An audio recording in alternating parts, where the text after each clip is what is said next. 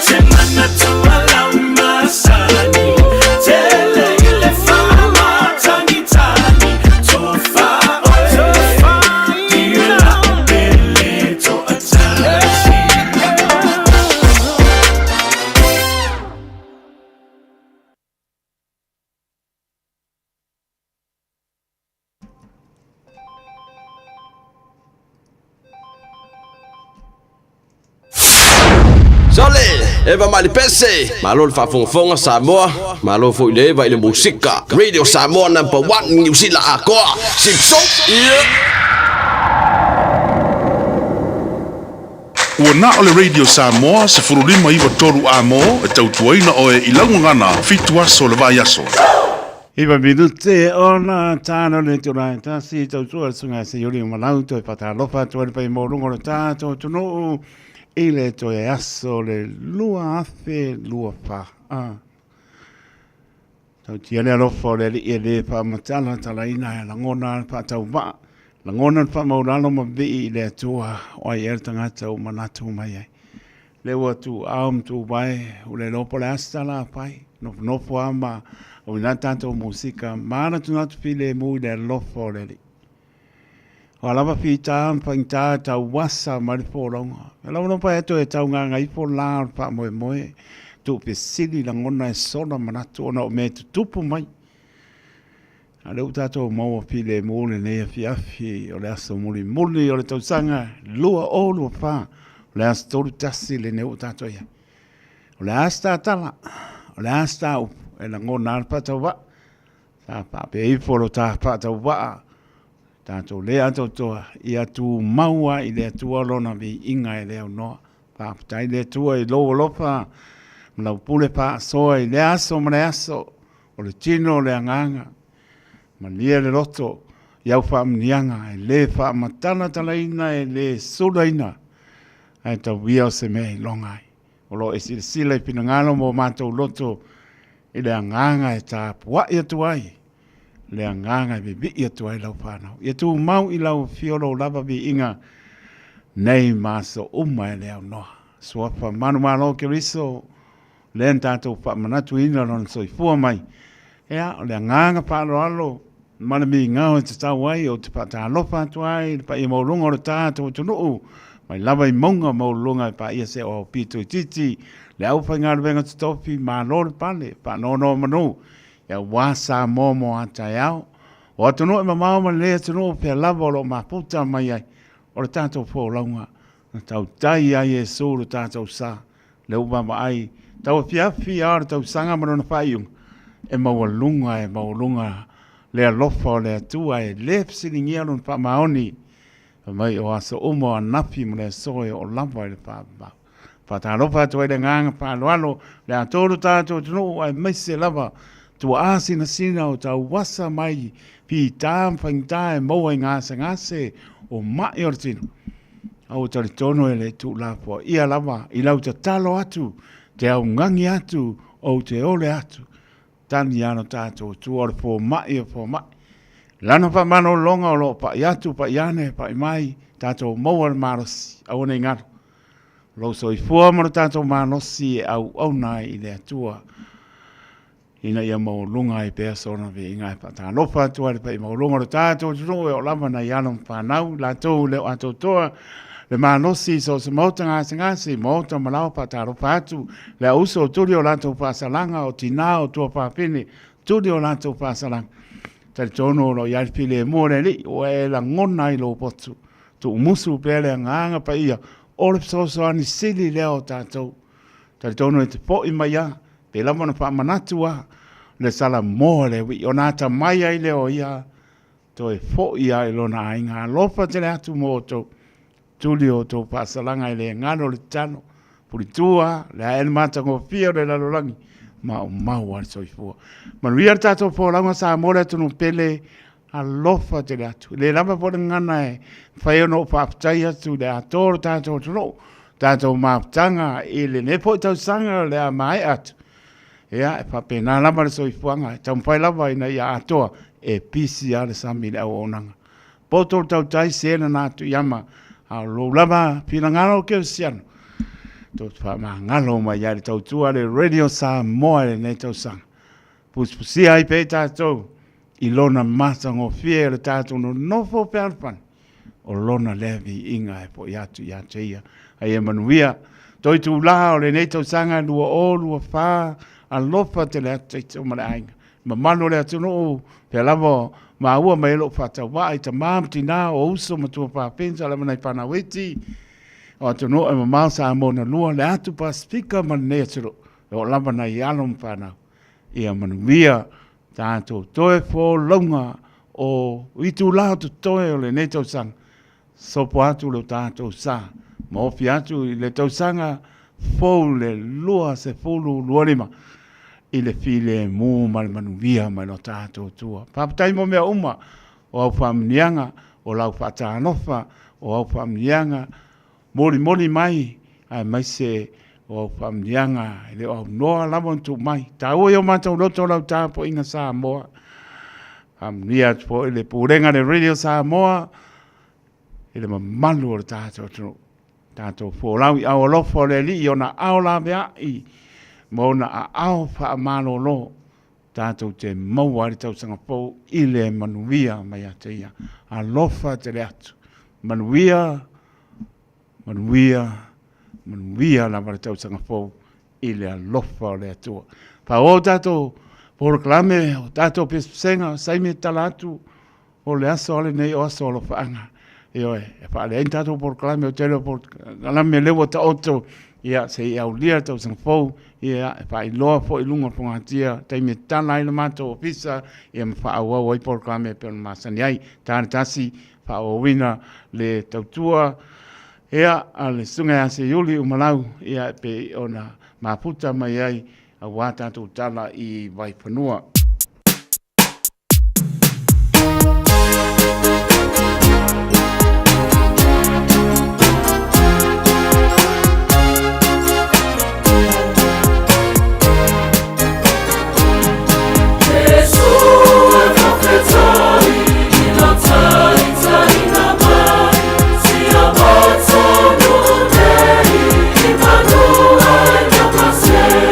Say your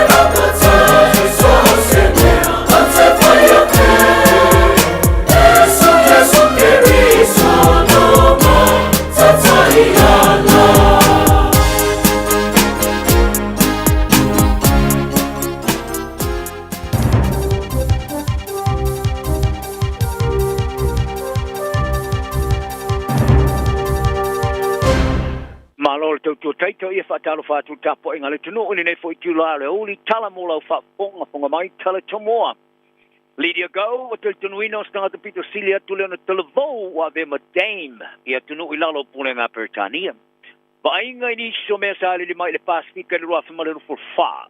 Ta alonga kapteni mua man whai au mua le All Blacks ta wi e pina tu waloa ni silo le tausanga fo. Whaponga mai ia, i whalau te leino ni kala. O le tamataiki ui tāporo mamau golfa, Lydia Go, e luasu fitu shanga. O le matua, e ele te tonunga ua avea nei masa tangata pito stili atu le ona te lavo o tawia le pine te waloa whaasiri siri po le dame. Mo tamaitai matina i atunu utai ai lalo pulenga a Peritania. O le pine te waloa ua whaiu ina isi tausanga mata ina tende o le tamaitai tāporo lau loa i le lorolangi. O le pine te waloa, o whao popo i champini ma pine sa manu malo i le rua whemariru for wha. E au whiele pine te auro i ta alonga no rimpeka, champini o le ta marisanga le Bridges Open, ma le whiriwhilia e wha mawina lona ingoa i le no whanga o tanga ta alo ta polo longolongoa i le lorangi, le LPGA Hall of Fame. O ia tōsu ma le lima i e tangata ta alo ta polo o whiriwhilia e wha mawina ingoa, i lea no whanga mas tangata pika silo na talavo i le na le luasu fitu te sanga. Kala no aida o whaili po te winga i le avea madame i le liso tangata o tawia i pina te waloa le tausanga fōni sila. Ta wharia i a Dame Lydia i la ngona ilo na mawa lalo ma se whane ne enga. I le wholoforaina o le atau i sa wharia i le official kapeneta o Lydia Go o se tangata ta polo ni sila pito sili atu le ona manuia i le tōse fulu o manu malo i ta amarasanga wha professor. Au fiai, le tolu ta amarasanga au tu, luas mo le lua manu malo i ta amarasanga ala LPGA, ma le tolu pine o ta alonga lo nimpeka sa manu malo aing. Wana o ia fo si tanga ta alo o manu malo umai pine tolu alo nimpeka, pine apa mea, pine siliva, ma le pine auro mai ta alonga o nimpeka e tolu. Ta tau ia fo i le pine tu walo ale member of New Zealand Order of Merit, a New Zealand, i le luafi se mriva, i le na o le lua se fulmaritasi o na tu sanga. E ula vai nei tūlanga mawa e tele o ia ausia ai o lo tō mana tuna tu pēr ia Dame Lydia. Me te tau ia teia o na ia maua le whaia ea ina ua rua e so tai ai le le tō ni sila. O le lisi o pina tō walo le tō sanga fau e au fia le tō asfuma le lua tanga ta Pasifika e tūsa mala tō tua. O Hans Ki o tau ia le pina tō walo le tupu ia po le King Service Medal. E tūsa malan tau tua i soi fō maroro ina mani saunga le mūwha pēr matanga ta Pasifika. O ki sa whaavaina le porkalame uailoi o le pua tau nofo come home safely i le lua te maleuno. E ofo inai a vea i o soi fua malolo ina mani saunga le mui tang te whaingaruenga Pasifika i whale whaingaruenga. O lea porkalame sa vae tamaina e le vaenga o le saunga le mua ngaruenga po le work safe i le lua te tefun ma le valu. Deborah Mary Dolores Sorensen o tau ia le pinitoloa a le Officers of the New Zealand Order of Merit mola na tau tua i soi fua maloloina ale Pasifika. Josefo Fafiu o tau ia le pinitoloa ale members of the New Zealand Order of Merit mola na tau tua i soi fua maloloina o Mafofau tupulanga ma tangata Pasifika ma Anne Maria Fitemanu mola na tau tua e pisinisi. Pinitoloa ale tupu for companions of the King Service Order o tau ia i le fionga por wharitua i a moe a Pulu Francis Aileen Tangaloa mola na tau tua i tangata sa whaola tia mai sa wanga i tau singana malo ma e kale sia. Pine tau waloa mo le tau tua le tupu i por King Service Medal o tau ia e po i pita fala a perila le lua ma tili i langi le lua mo la tau tua i tangata lau tele e patino le i tupulanga ma tangata Pasifika. E o mai lava le tae o ne olo ia i lava tupulanga i toa whai lungo le toa lungo le whanpui mo tupulanga talavo i wiri i au kila ni saute sa fe e ia i le po ana po. Ta longo le matanga luenga o tamaiti ia leo leo i le po ana po i nei tupulanga o lo ia i e toa valu lea o lo ia i le tupulunga. Pali il sui DCE o le matanga luenga o tamaiti i en Campen i le lominga le Herald. E toa wha tupulanga o lo ia i pe lungo le tupulunga i o mai le tae au nei. O le isto wha ua whai ar wha unga toi o i lalo. O le poeata le vaenga o tala le NZ mi o lo ia i le no whanga sa ia li putia. Le lau wa vale o nei tupulanga nga i leo leo. Ta ua fo i le lau telo le sao fia o nei tupulanga i le vaenga telo le tawalunga o le pui pui. Ma sa o loto le feo a i solai. Ma e fōringa mai o lo umia i ni lau papa ma ua mea. Li putia fo i le fōringa mai i la tono la tu whaala nga ina li vaenga o le tawalunga o le no whanga. o le whaalua i ai leo na ali ni mai nei whaatino ngā tupulanga so tula whono e tawhia i lea whale pui i wiri. Aoanga iantu i le nei tausanga pau o le roafe ma le rupurima, ai se toi tepole nei inisio mea sa ara tupumai i le pastika i le roafe ma le rupurima. I New Caledonia ia me, sa ali ni mai ani whevestia inga whalo tui whare matautia. Ina ua le fia tangata o le ele o le motu po le kanak, ina ua talo sanga le whainga malo i wharani, le toi teu ino whapai. E pio nā fuafoina te tala ini lisi o te pula au tangata palota i le motu.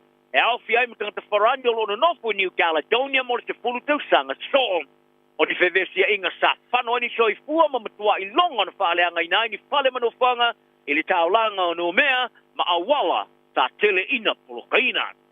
Asa se fun maripito le masina nei o te sema sa lulu ai le maku e tele fitu te simale tolu le malosi mga lulu le taulanga o Port Vila e vanuatu manofanga o si o meai. To se fun marifasto i fua sa whanoai te lia mare lua sa lau sa wha manualia hai varu se wafe tangata sa apia ai maninofanga sa solo fai lalo.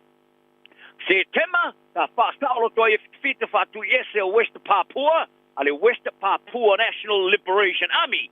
Ia le ave valele New Zealand Philip Mertens e fumariva masina talu na latu ave wha malo sia ia pe puari o le wafe mane no futolu.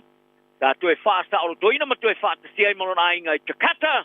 Le wha saolo tonga sa talia fia le ministar vai Papua New Zealand va basta mana e Winston Peters i lona whari ai ko se atunga lunga sa iei whiutana inga mo le wha saolo toina oia ina ne i le manuia.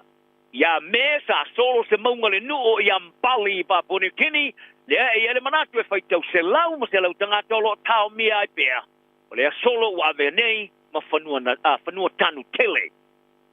Ia o ke topa sa ave ai matala wha amauma wina ia sa mole ave ai ma se urua i atunu le paspika i tani malo ai i le whono tanga tele a tai o malo le tau purenga po le chokam i le lima sumale ono atunu awai sa whata seti ai. Bia whapea foi male awai ati ai o tupu sa lesa ma kuini Camilla.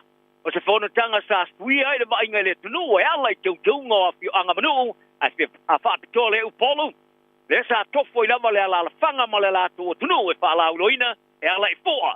Te vainga mawha ma whiawhia i stuio ne a tunu sa malangatu i le whono tanga ale tokam. E peitai, sa alu alua le whamoe mga tele o na ole ngoto le var pita le Samia New Zealand ale HMN-TDS. Manamanui, i ngata i whalo te whitoa le upolu.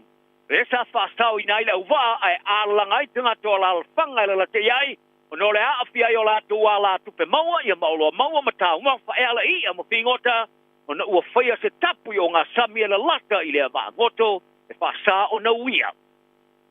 I polo teki o whai ngā malo e whiripiria matoi ki kese i Vanuatu sa whai se la tu whai ngā palota whawavame o le snap election i a Januari a le teimile ua whāpare mia o iei tono le total sanga.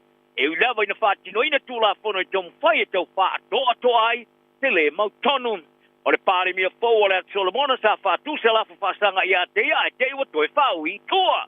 O le pāre mia fōu o tonga sa whiwhili aulu manai le Kirisimasi ina ua mai ana whaamawai le pāre mia i a hua kawa me liku se o se Valeni. A sauni atu se lafa whātū i tono le pāre mene ilona le whātua toina. Sa whiwhili le moto tūwalu i la atu pāre mia fōu i a Whiriti Keo. Ai o le tai umio palau i a Sarantul Whips, kunia, ma taneti ma mau o Kerapas, ta toe whirwhiria i o la pinga. O le whonu tanga tele winga li tau o le COP ruaiva, ta usuia, ma se la sanga mawa i le mata upu sa tuina atu le whaamistonga whawa malo. I le whonu tanga le COP ruaiva sa whaia Azerbaijan, a tau whai maari li aia tunu, e au sia se la tau taula inga tau tupe whare tau sanga, e tolu se lau biliona ta la Amerika, e au na ia ile lua fetos male lima e fesoso ni e tunu ma tiva nga pai ma piango swinga le tau e tunu mau oloa ela tu de fatu pe ina leva nga tupe ma le fama snonga fa va malo por International Court of Justice na fa longo ai fama talanga tu fofonga ma le iva smole no stete ma tunu laiti ma le se fulu ma tasio fa la por tonga fa va malo ia te sema le sa til le fama snonga e sili i fasilia lua, i so tanga mamatafa yo i whare tūla whono atunu e tu sai masuinga o le tau. Ma le masino o November sa pasia e Parliamento New Zealand i le tūla whono toi teu o si ten Samoa, i tangata patino Samoa sa ave steo lato si ten New Zealand, I lalo le tula fono o siteni Samoa i se stefo. I le afe ibisa lau valu sumalelua, e toi tala sanga ai mo siteni New Zealand. O le swinga wana o la tau sa so i fua i Samoa, I le vao le asa su tolu o me afe ibisa lau lua spa, ma le asa mo Januari afe ibisa lau fast maliva, e toi tala sanga i nei siteni, ai ele ia la to whanau ma la to whanau. Ta whawastenga ina pe te male tolu afe lima se lau I la tau, o lo so I fua mai pēr I Samoa, ia po awai mai fo I New temi nei, e mo whaina tāo sanga I nei titeni. Tā longa o re kapteni mua ma re whai aonga mua le All Blacks, wa o fia le liso I la tō tauia I la lato tautua, I tā longa I pine tō walo le tau sang fau. O re kapteni mua ma le tamata alo pito sili o na tele atu tā longa whai tauri o ta alo ai mo re Aoauli, Sam Whitelock, o tauia le pine tō walo le official New Zealand, po le officer of New Zealand Order of Merit, e rusa malan tautua le la kapi. O Whitelock se lau limas ma tolu ta alo fai tauri o tau ai, o le Aoauli ma ave ai ma se urua I tamata alo wa austia le tele atu o I ta alo nga whaavau malo.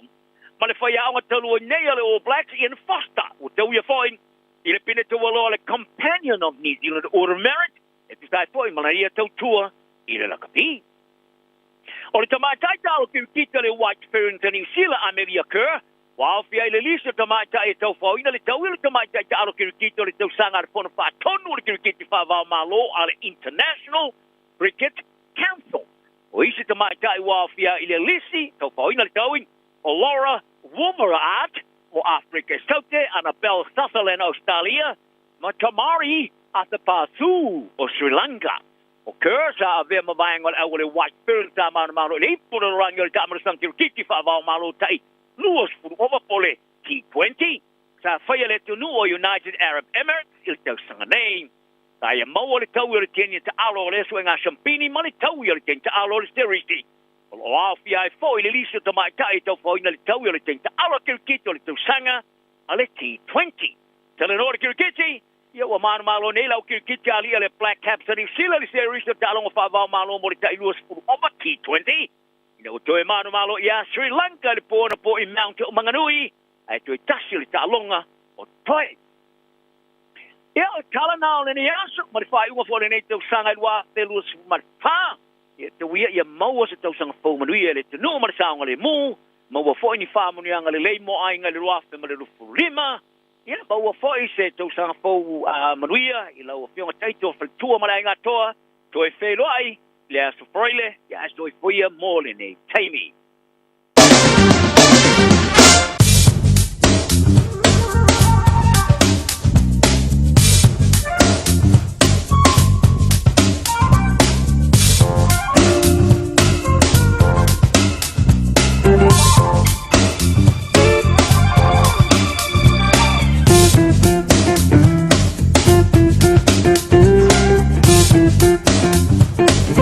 Pokor marone tulu le tau tua sunga se yuli po ne po mai ngora oli ia I tātou tana I mai whanua I laura mangana mo le pot ma pa maroma pa tai lau sunga se yuli manau ne po tau sanga la pa wina I lau tau tua ia me sa pena I no tātou tana I mena tupu me o umana tupu ma meo la tupu I lau whanua hao te ro nei re ngata o tunu e mau ma tō pa maroma pa tai I mo po I lau sunga ma le patua manu pohalo se tau sang po manuia ia pa moe moe ia la pa o wina lama I tau sang polo tau tua pe masani ai sa venga tala tau tu manu pera pa mawina au kilani loa sulpana we le ma panpana we au kilani le so spulu lima lona ma lu I le po spring me sauti sipo yo lo au aoa pa manu manu mai o venga mo tai au me pauti munga au o foi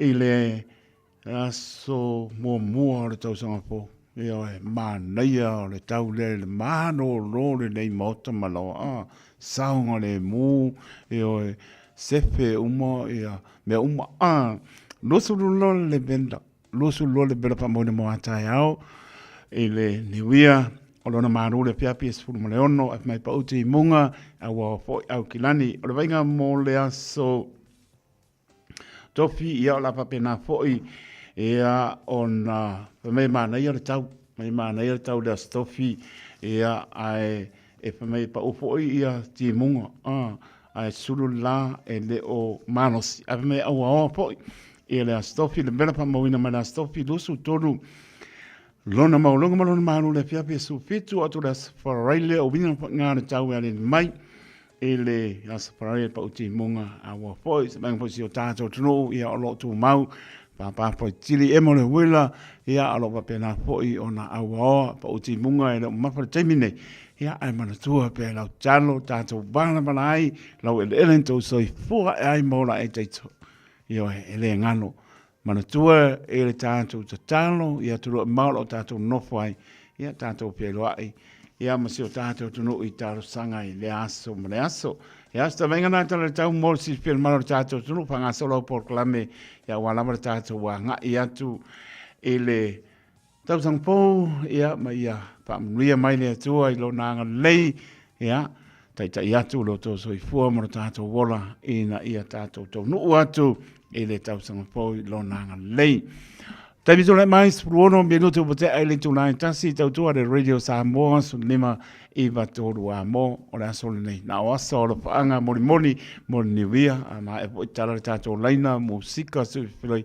le te va atu ele ai mas por clame o ua fata oto uma por clame pe masa ni ai ia se to Aoauli ia le tausang po se bang na ia tato pasalong pa pi sinisi o le matu masini ia la fa awina pe mo le si fil maro le tato watu no apa le tu la e tasi o tato por clame a reto leola le moso ta inga ma le peonga ngarman mana ta ngarman mana le pule le tri mana hose autos ia tatono lau pe mai to le o umanga ave ma ko faanga pa te tele lava ia mori pa el pa malo la fionga la lo inga mana tai inga mana mole tau tu am te bena po el malo le tunu ia la le o nanga le tri mana hose autos ia pa mia le ia o luo ma tu ma no palo ma wa se tau sang po mria ia me se po le malo si to au finga wenga le tri mana hose autos ia le lo tal no ia pa ko sang po o lo tasi lima pa valu ono pa lima oro tasi lima pa valu ono pa lima pole o iba lua pitu ono iba lua pitu ono iba pole lua pitu opa ono pitu lua pitu opa ono pitu anga etu le luas pun valu Atkinson Avenue i otau ma o le lava lato tau tua silinga tali seul pa moe au le au pole wala aunga mana le oro tasi lima pa valu ono fa lima mawole nei lava fa tala batu ia fili le leito nisse nona male ainga ma rola pa tai ma mai Marcelina Brown male ainga kana pai ia ma rola ma io me ia po langa tu tau sang po sa seli tu lima ia ma rola me tau sang po pa pena po ia Samoa tu manubao ia marola pa tai a mosa mai melpone mai ainga ia marola pa tai pa uso ia Nicola ulu mria tang fozo ia naua a ere one tree hill in Liverpool ia pa pea English ia le se one tree hill ia skadia Nicola ulu mar pertuman poalo ia lo fatu mria tang fo leo ngā upu tō muli ia mānora ma whāptai, nei tau sangpo la pa iwina mānora ma patu mai, whātu leo ngā upu tō muli ma le ainga, mria tau sangpo, whapawina tani elu mai pāpa toe, ia lo whātu, mria le ngā tu mria tau sangpo le lopo le li, pēne whāpea po ia pēne nisi o savane, ia ma le ainga, ia mria tau sangpo, ia e kele whamdia ma lo tātou li, kele me alo maua kai au o le sau pa ia le pane pe a kimu saunga le mu pa ta bantu pa tu ia Marietta P ia malo Marietta sang po Marietta po panga uma ia famia le li Marietta pa tai ma puta mai ia le la uma la tau sanga ia tato ma puta o atu ata au su ia le numero ia tarton ia le lofo le li tato pa mo ai Papitai, Benicio Savane, Papitai, Paya, be Yelly, Aoauli Uma Tato, near or Aoauli now, Lady, Lopatu, we cannot find. I for a Pinero, Pisai Malo, pe mai Ia malo lava, mai malo lava se yuli mo news le pa malo mai ia pinau a pe ia penise o se vane lofa te atu ia malo lava. E umolona i tato pese ia se lua. Ia ai pia siva, si una tato pasalong pa pisi nisi, ku leko no maka ko musika, tana le tato laina se pa ia ta no le fa ka ko mano su ia le po pe anga i mele pinga le atoa sabe el Harrington ia masianga wo ia Isaac Paunga ta tale tu la pa 24 hours a day, 7 days a week, Radio Samoa streaming live on www.radiosamoa.co.nz. Masala ua e vaai I fale fo mai, po o taa vale ale fono ma e whape ane, ua nao au nanga tau soifua malolo ina, ma nifo mātau te whaia. E tele le fesosoani e maua ia mātau. Fesosoani mo le ola manuia o le mawhauwhau. Polo kalame e tau fia ai le tau mawhatapaa. Fesosoani mo tina ma pepe. Fesosoani mo whaia o siaki I le fale mai. Fesosoani mo sauwanga I a inga. Fesosoani mo whanau ua hiu ma le aonga. Mo nisi whamatalanga, tanga I ane I lupenga ta whailangi www.thefono.org. Pe vala au le o valu selau, fono for you. O valu selau, tolu ono whaavalu. Talofa Samoa, o leo whangasoro whainga me alofa o aso whiawhia o lau timana wholesale autos. Tui in mailo sa, mamoa tuai sau se leni tolu after cashback, ai iai inga whaaptoa. A whio ane lo le timana wholesale autos, I le lua valu Ekensen Avenue I o Tahuhu, pe vala au deli pule I a ngalwan mana tai ngalwan mana, I le lua fitu ofa olu fitu. Lua fitu ofa olu fitu, po le over se lau whaono lua ono lua tasi. Over se lau whaono lua ono lua tasi. Timana o le tali ole, yoi. Talofa o lau ingo e mele palamo o lau ngaluenga o le sa I le awala ma faufautua I tūlanga tau mo kesi e owa le luas fulfale tupe o mātou ngā lulua I le taiminei. A fia whaatau sau fale pe whaale leilo maota pe tuu whaatasi ai tā lafu pe whaatala nofo I tūlanga o lau mo kesi I le taiminei. Pala au mai loa au le telefoni o le olu o fitu, valu tolu fitu, valu wha, valu o, po o li emeli@loanmarket.co.nz. O le tutongi o lea au onanga o lo o kawa umai whale tupe o lo o mātou ngā lue e fuli ai mo oe. Pala au mai loa au le telefoni olu o fitu, valu tolu fitu, valu wha, valu o. Talofa Samoa, wau le nei o kāsputi alu, awar sui alingila wau le kio.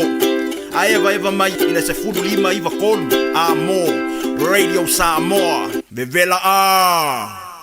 Ua na o le Radio Samoa se furulima iwa toru a mo, e tautuaina oe I laungangana fitu aso le vai aso.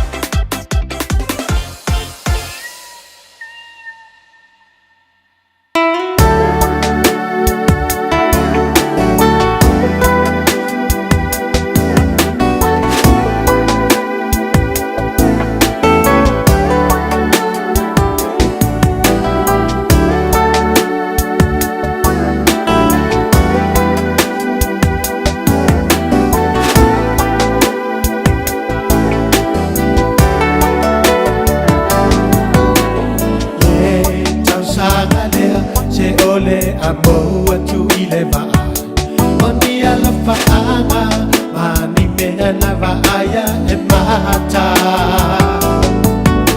Fisili atu yotu aha oi Po ole ainga e pele le fatu Aule i tu ua le tahu sanga tu ai e alu Aule i tu ua le tahu sanga tu ai e alu E sa mafuai na o tu sia ina lo nei alofa a o te la foa i ma fa fa ma sa valia mai ai le na tau sanga ma ona vai vai a fai o ita sia o fa manga lo mai a fai o ita sia o fa manga lo mai je te le anga loina tu oi la kulo to mahalo fatu ti vale tau tu to tawi nai tatu mahano etasi mafagu ele nei tau sana mo selu manai Atunga, mafatu, fe bae bae inga Oni mea lele safabu, te manatu aina Kafanga nalo mea ia sale manuia Mosaha mole, mosatabu sana fogu fia fia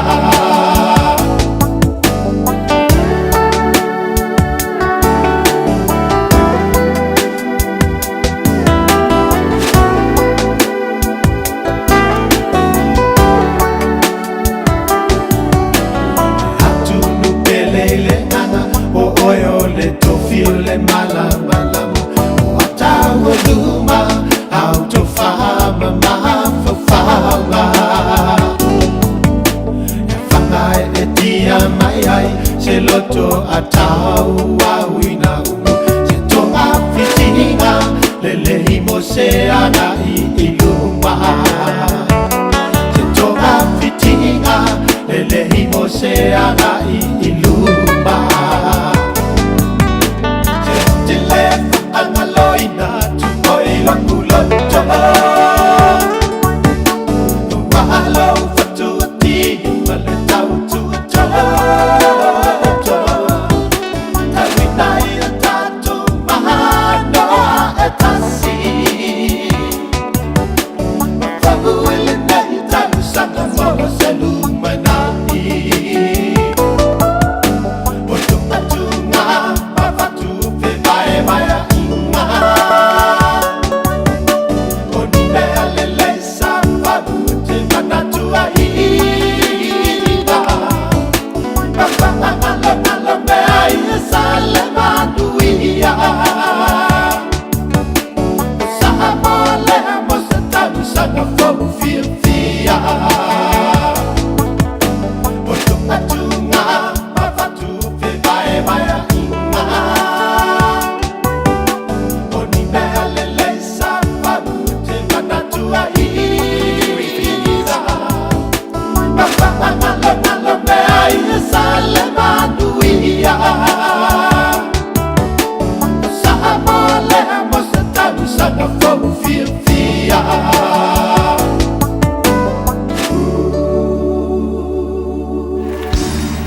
Bread of life sent down from glory.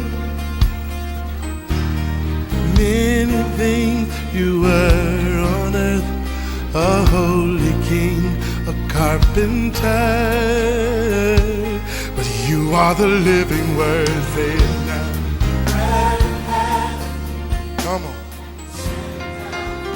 Ia fatalofa atu ia te o nei aso le suafa mawalunga o le tatu wali faolo i Yesu Keriso. Ma lo lava le soifua manuia.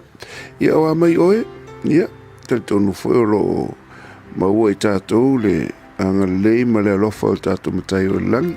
O le tātou polkalame ne o le areto o le ola. E te ilo le mata upo te fita noe fo ia te ole nei aso. O lo o ia i le luka e luas whamalua lon whai upo e tolu whamai. Ona ulu tino ai lea o Satani ia iuta e ta ua le sekara. O le tasi lea o le toa se fulu ma le toa lua. Ona ulu tino ai lea o Satani ia iuta e ta ua le sekara. O le tasi lea o le toa se fulu ma le toa lua. Aua e te ita pe a ulu tino Satani la uo. E vai o le kanga kawa ulu kingo i sakangi. Ia o iuta o le tasi o toa se fulu ma toa lua. O e sa muri a Yesu. Ai rutino yeis ia Satani o Satani ona makwale ma fau ia nga ulu fo ia pekelu ia makauria fo pekelu le sa fa mai Yesu sakangi aru yo tu ai lo makauria pekelu le fa mai Yesu e vavao ia Yesu awole alu i Satau ai fa mai Yesu Satani alu yo tu te le loto i mea ale tua mea tangata au le fo ila ua saul kamale le ka ele o sakangi au oso ia yuta le tasi o to sfulma to lua. O le ala se le songa mo ka koulia mea. E isi keimi e o tangata e te close i po tangata e te lata i. E te ia wa ulu mai e Satani. Langa o Satani e suesu e avanoa e tatala lo e tangata le ika le whamangalo e awa peke e ika rota la uonga o le loko whamangalo a ua piranes wa ia loko kinga. Ia whamerka la a Paulo kusi e Efeso a uto wita a ua le anga salai. A ua le tu ua se awa noa e mautu ariti a polo i lo loto. Au inga molka ngaka la uo kusapole a la uo a ika loa le loko whamangalo. Ia kua ilo malfale o sakangi ilonga loko ile aso soai. Ia ole awalanga e la inga ulu i sakangi. E whapenga foila i Yesu. O le e ronga so tangata sa whaalangolango i. Ia ai umangi ua whaalata langa ua ulu i Satani. Aua foila e te tei. Ma e fōringa mai oi, I don't know why. Ai sea, ma e le malia ia, ma e le fia ia, ma e le saoloto ia. Inga ua i se tangata na lata ia te au wa te e mai ia te oe. Awa o le tangata na whatamala. Ia mawhaatanga Satani, langa lewa mai, ona ulu tino ai lea e Satani ia yuta, o Satani ia yuta. E mawhaifunga ulu kingo sakangi, i kangakanga ke lua mafuka. Pos tangata whalto ainga, pos tangata o tau e kalesia, pos tangata o lau paki, pos tangata lava. Langa ale a whatamala, whal tangata ia, e eile teimi whatamala i. Nga ulu ai leo sakangi i ronga loko. Mea lea, e tato watu nuu whalni aso. Aua ke kei. Pe ke mei, nge ke ua e awhainga. Pe a ke ua ikas tangata ia oe, o le sa e whaitawina o stasi o no wō, pos tangata o te whaalangolango iei, pos tangata o lau seko, ia ai umai fō, o le fia langa ma whaifo na ulu i Satani, ia e wairi whainga Yesu, e le i whapenga kago Yesu, le kaiminga, ngā alua Yesu, ma ngā ia tua, ma kauria oe le alo le tua na ia sila fia mea umara. Ai ke roa le whainga e Yesu o sakangi o yuta. E le whapenga whairea mea o e ngā e ke e unga e whalaka. Ngā amaka mela makanganga i roa Yesu o yuta e whalataina ia. Ai lea ia ma se whoringa mai e kango Yesu whapiko hoi whape e whaisanga kala e whaaleanga ia e yuta. Ai lea o mai o iulu kingo le sakangi uko. Ia, me whaila lea. E whape atu ai fo ia te ole ni aso. Aua ke kei pe ke mei. Pea ke uewa e kua sui mai, pea liu mai la uo, po le tangata o tau aina, ke uewa kunga wa liu mai a oe. Langa e, la so e wanga wasa kangi se me oso e fo se tangata. E o aiso o Yesu, ma ulu i Satani. Ia vela tau e whaingoa o le Satan's advocate, the enemy's advocate. E ui mai i sakangi, langa o sakangi.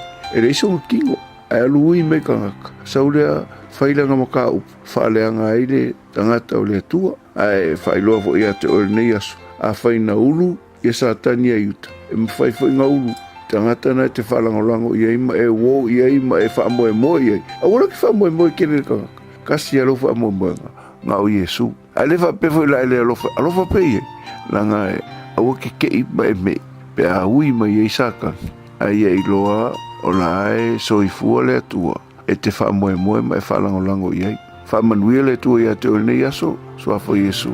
Amen.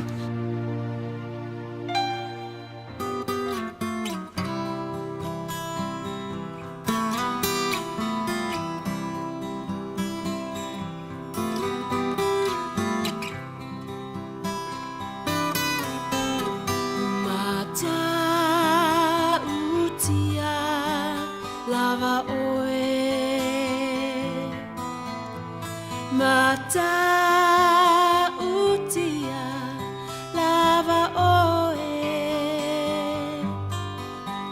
si ia elo uloto ia vi ia oe e mata utia lava oe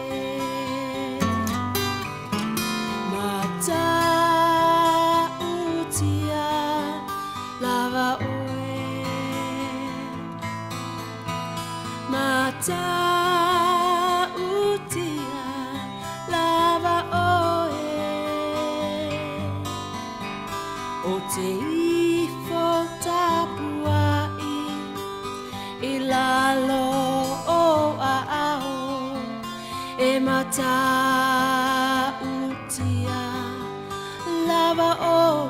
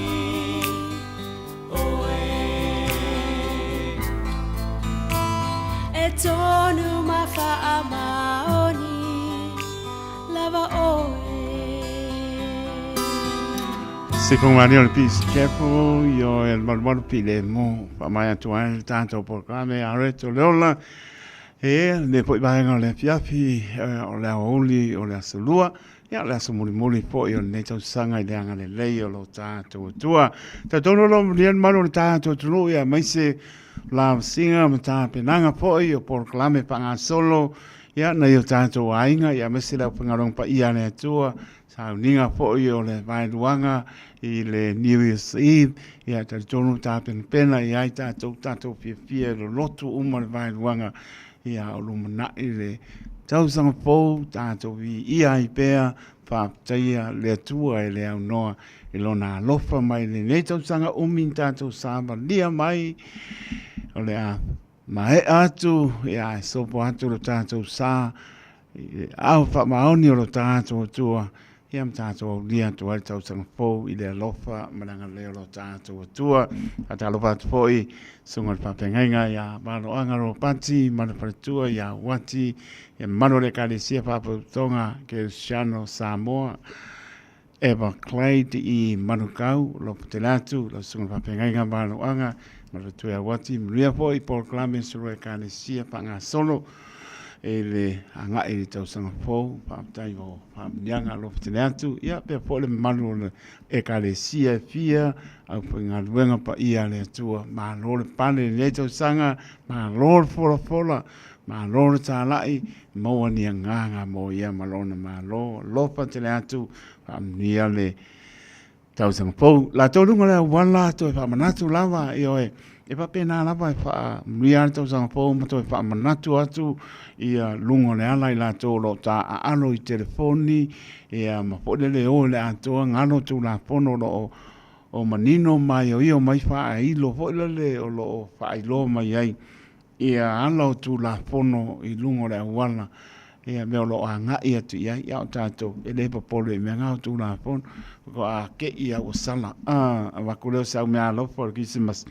ia nga e tautala to tasi fo le lo ko mako io e fa penga io che ale o tautana to tasi ia o i mapu ia o le long po ili ina la mar tautu ale radio Samoa e ampa manatu atu nia o anga i moto malawa se i fa o tia i moto malawa kali lo lau ke fongi fa nga lo lau telefoni ua saunga le mu te le taimi o la iso por e wa kali lo ke fongi al ka vale mai ka ia ke ia kau i marpa auke ia ole na ta wa le mo le pasia ia moni malanga fa alo ia mtanga le lungo le ala fa ilo tu la fono ina ia tato saunga le mo i me uma te fo mo sala ke ko eskengi mai ia to i tu la le tau sanga luo o luo fa malanga fa alo nia le li ia to fa ta lo fa to pa ia ma mano tātou tunu ia te ro nei ma tunu mau ia famlia le li tātou po lau le sa tau tai o ia ina ia patau nu ina ile manuia tātou po launga ile tau sanga po iona a au lofa ai tana tātou reina tōru pitu tasi lima i matoro i numera ia mala au mai ai moli a lofa anga ia o le tau sanga po ia malenganga fa alo io e a musika la ko el wakwa musika o i ngale wakwa saulo marosa i fua talopa maloso i fua taito malo lava ia tau san fo so au vale no fo alo ia fa tai lava malo lava fa malo si fa tau ina fo vale una tute dungo la au ia mana ia fa longo fo nei tai au ya la koloni fa manuia mo tau sanga fo mo mo fa manuia tu la sunga taito fa tua man no fa alo fa pe tu a ya mai se la usiute umale orita sidi mai va tolu na ita mama mo la to fa tua na fa nau manuia tau sanga fo fa manuia tau sanga fo se e kalesia PIPC clean eden sunga fa se nga ya e sera mas fa tua ya Joana Malekale si atoa papeto ina ya karima malfartua ya falele pasi au malolo ya taunaola matiute marifanau pape foile tama ya peru tuai ya famanui atole tau sanga fo mo oto malava mea tu tau sanga fo ya yeviko malfartua pape si tia malfartua se ono pera sa po e fale alili New Zealand Samoa songa le to ina ya tunu moso mas patua ya Susana man no falo ya mai se o si onu atua mboli atu lava whaamanuia tau sangafo mo o tau o malava. Tunga ia a sora mahenga, ia whapea a rona mativa.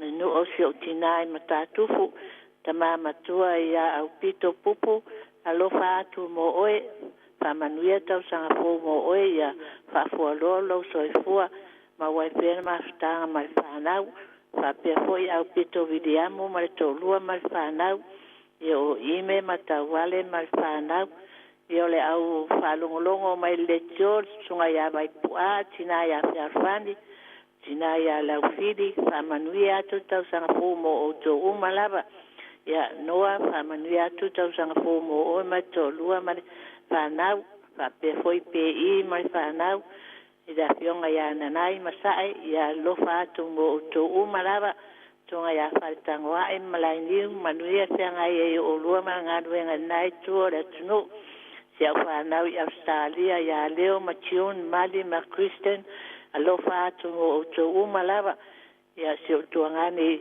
I Hawaii, ia ri Tion, Aoauli, manai whanau, whamanuia atu tau sangafo mo o tō umalava, Yo ai nga umalava o whalongolongo mai, re sa uo tō ngoa, ia au te manatua pea o tau le talo, manuia re tau sangafo ia te o tō umalava, tato mauas tau sangafo fia mane manuia, le alofa male anga le mai o le atua, ia manuia nei aso o whalofa anga na e watu ia solo au mare whanau nei hende sen, manuia to tai mo lau tiu te taito alofa atu ngo oe to whaia soifua. Ai lava, le po le tasung po ia te ema no paano soifua salau? Soifua. Soifua ia. Ma lolan sai mai ta alofa? Alofa taito, kalofa e malo lava le ngalua, lea wa umaka usanga pea waka penga ko mei ngai ke mo e po mare au. Ia, ola e ua mau sali ane poku rau kua ia. Ia ngā le suma sawadi mai ngā skepu sauronga nui, maani le pāponga rea tanu. Manu ia tau sanga po ia o le tina manu no po ano, kalpani. Ai lava taito, lo manguia lava ngeilo makua, ia ma le ainga koa. Ia e whafkai lava taito sa waku ia lau, wa manguia nganga le la ia ulua malfatua ia ni o fulau sa kiuke. Tai lava. E whafkai lava mo le avanoa, mo le aku ia, ngai au whamanguianga o re kausanga fōu i o wainga, malawa le mawhainga lau kai kasi, ke o ke ngia mai au e sunga i le awao.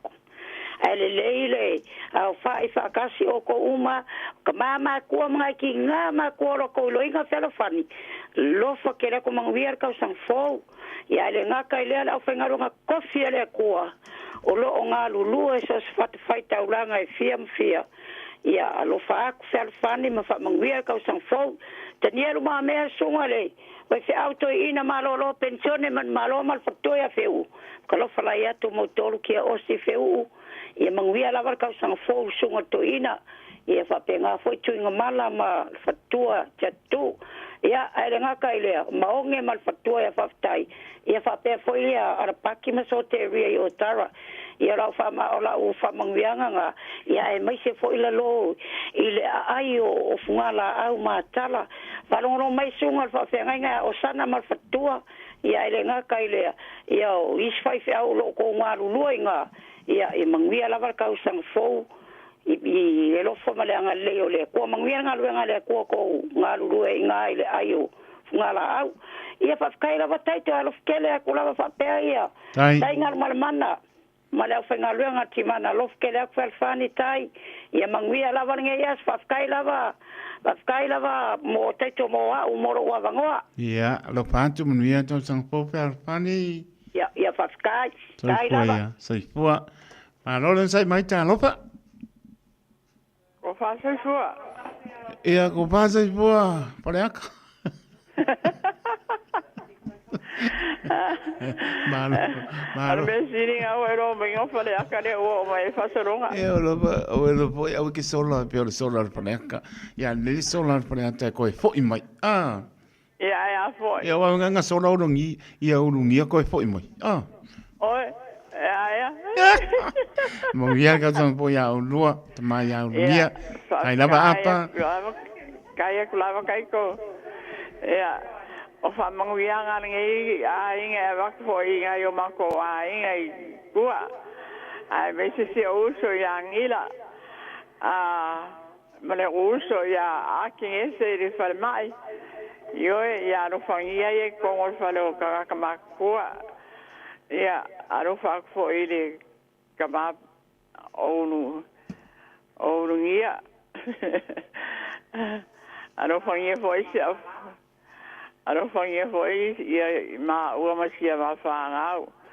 O sara epi, oi lei, o sara Maureen, ia ma sara Samata, ia o muli anga epi, aro fangia ila ua ma whāngau, Monica ma Kristen, ia aro fangia fo ia, sio uso o ngila, o lo inga ye kai ronga a inga sianga whāngau. Ia, no whāku si o sala epi Samoa. Ma lei lua, si o kuangangi o lei lua, si olo. Ai me se fo sianga whāngau o me fiu, ia, ma si o ngā whingi o la ngofo ma vainga ia. Ia, oro whaanga o i kanget ki ngāringa ia fiafi. Manguir ka ko soro kere mo e ko male ainga mo whanau. Lo patele mo lo mo ngia male no whaalo ampa pa se foi am dia to sang po. Ia fa pena fo oi. Soi foi. E oi, ko era foi ko ka foi ta to linga pa tai Aaron Silla pat mo lo ma pa to ya mapa ria Christmas ma to sang po mi pa ngan ngo toi. Tai fo ila linga de la ni po linga tanga baya na wa ta ba ma to sia sa pa ta ia moni lava via fo ia ta to wa wat ne ya so muli ala ta sanga lo pa io e borga ko lo ko amater spulu le na ni le spulu ka ya lo vat pero na nei Whai mea alofa I a inga mawo I Samoa, e ala ili whaatawina o se hotel ta alofa voucher. E mawhai ona whaongaina mo aso ta ua whailongaina. E pei o aso whanau, whaipoiponga, pe whai malolonga mo ta whawhawai whaiungo vai aso. Whaatau e oi New Zealand nei, ai piki e lau a inga I Samoa. Tanga I ane ili pacific40.com/hotel. Ma whaatau nei loa. Pe wala au ili o lua tasi, o valu tolu tolu, lua lua lua tolu. O lua tasi, o valu tolu tolu, lua lua lua tolu. Tala falava Samoa o foi nei o eni ma le tato whale tā wale lauiloa o le car for you. A whai lava ta sa ili sa tā wale, le aise laisene pe maua le laisene a o e whaingaluenga tū mau, ma le leilo suafa. Whaingo fia lava le car for you na fisosoani mo oe, maua tato cashback pe a mana mia le fisosoani. Talofa lava Samoa o a whaile nei o lofa, awa nei ngalo le tato Facebook page le car for you, pe te su mai le mato tuatu si tolu se lao Cresa Front Manrewa, pe fraso tai mai le mato telefoni, over te lau rolo a fitu whaiva na walu, pa Fasilimo and po alofa. So whase fua.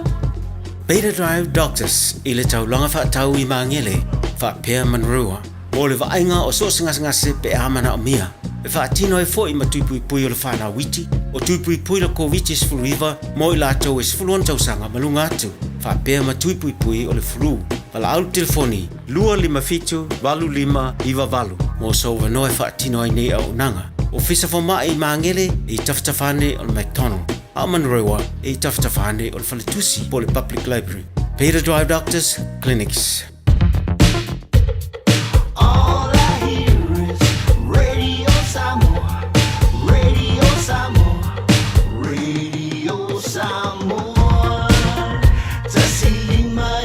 Tolu amor Radio Samoa Kasilima Iboko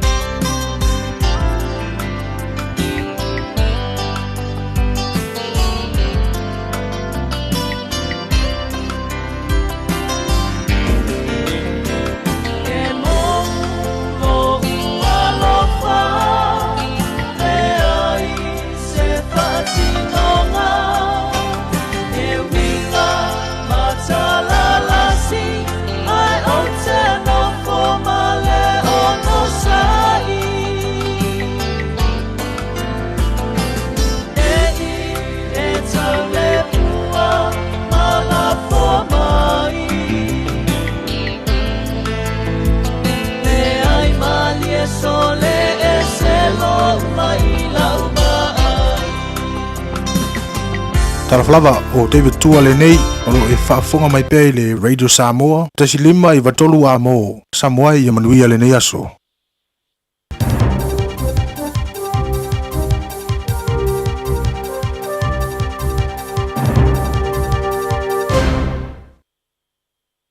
Tu taito ia whaatalo whaatu tapo inga le tunu uni nei fo i tula le uli tala mo lau whaafonga mai tala Samoa.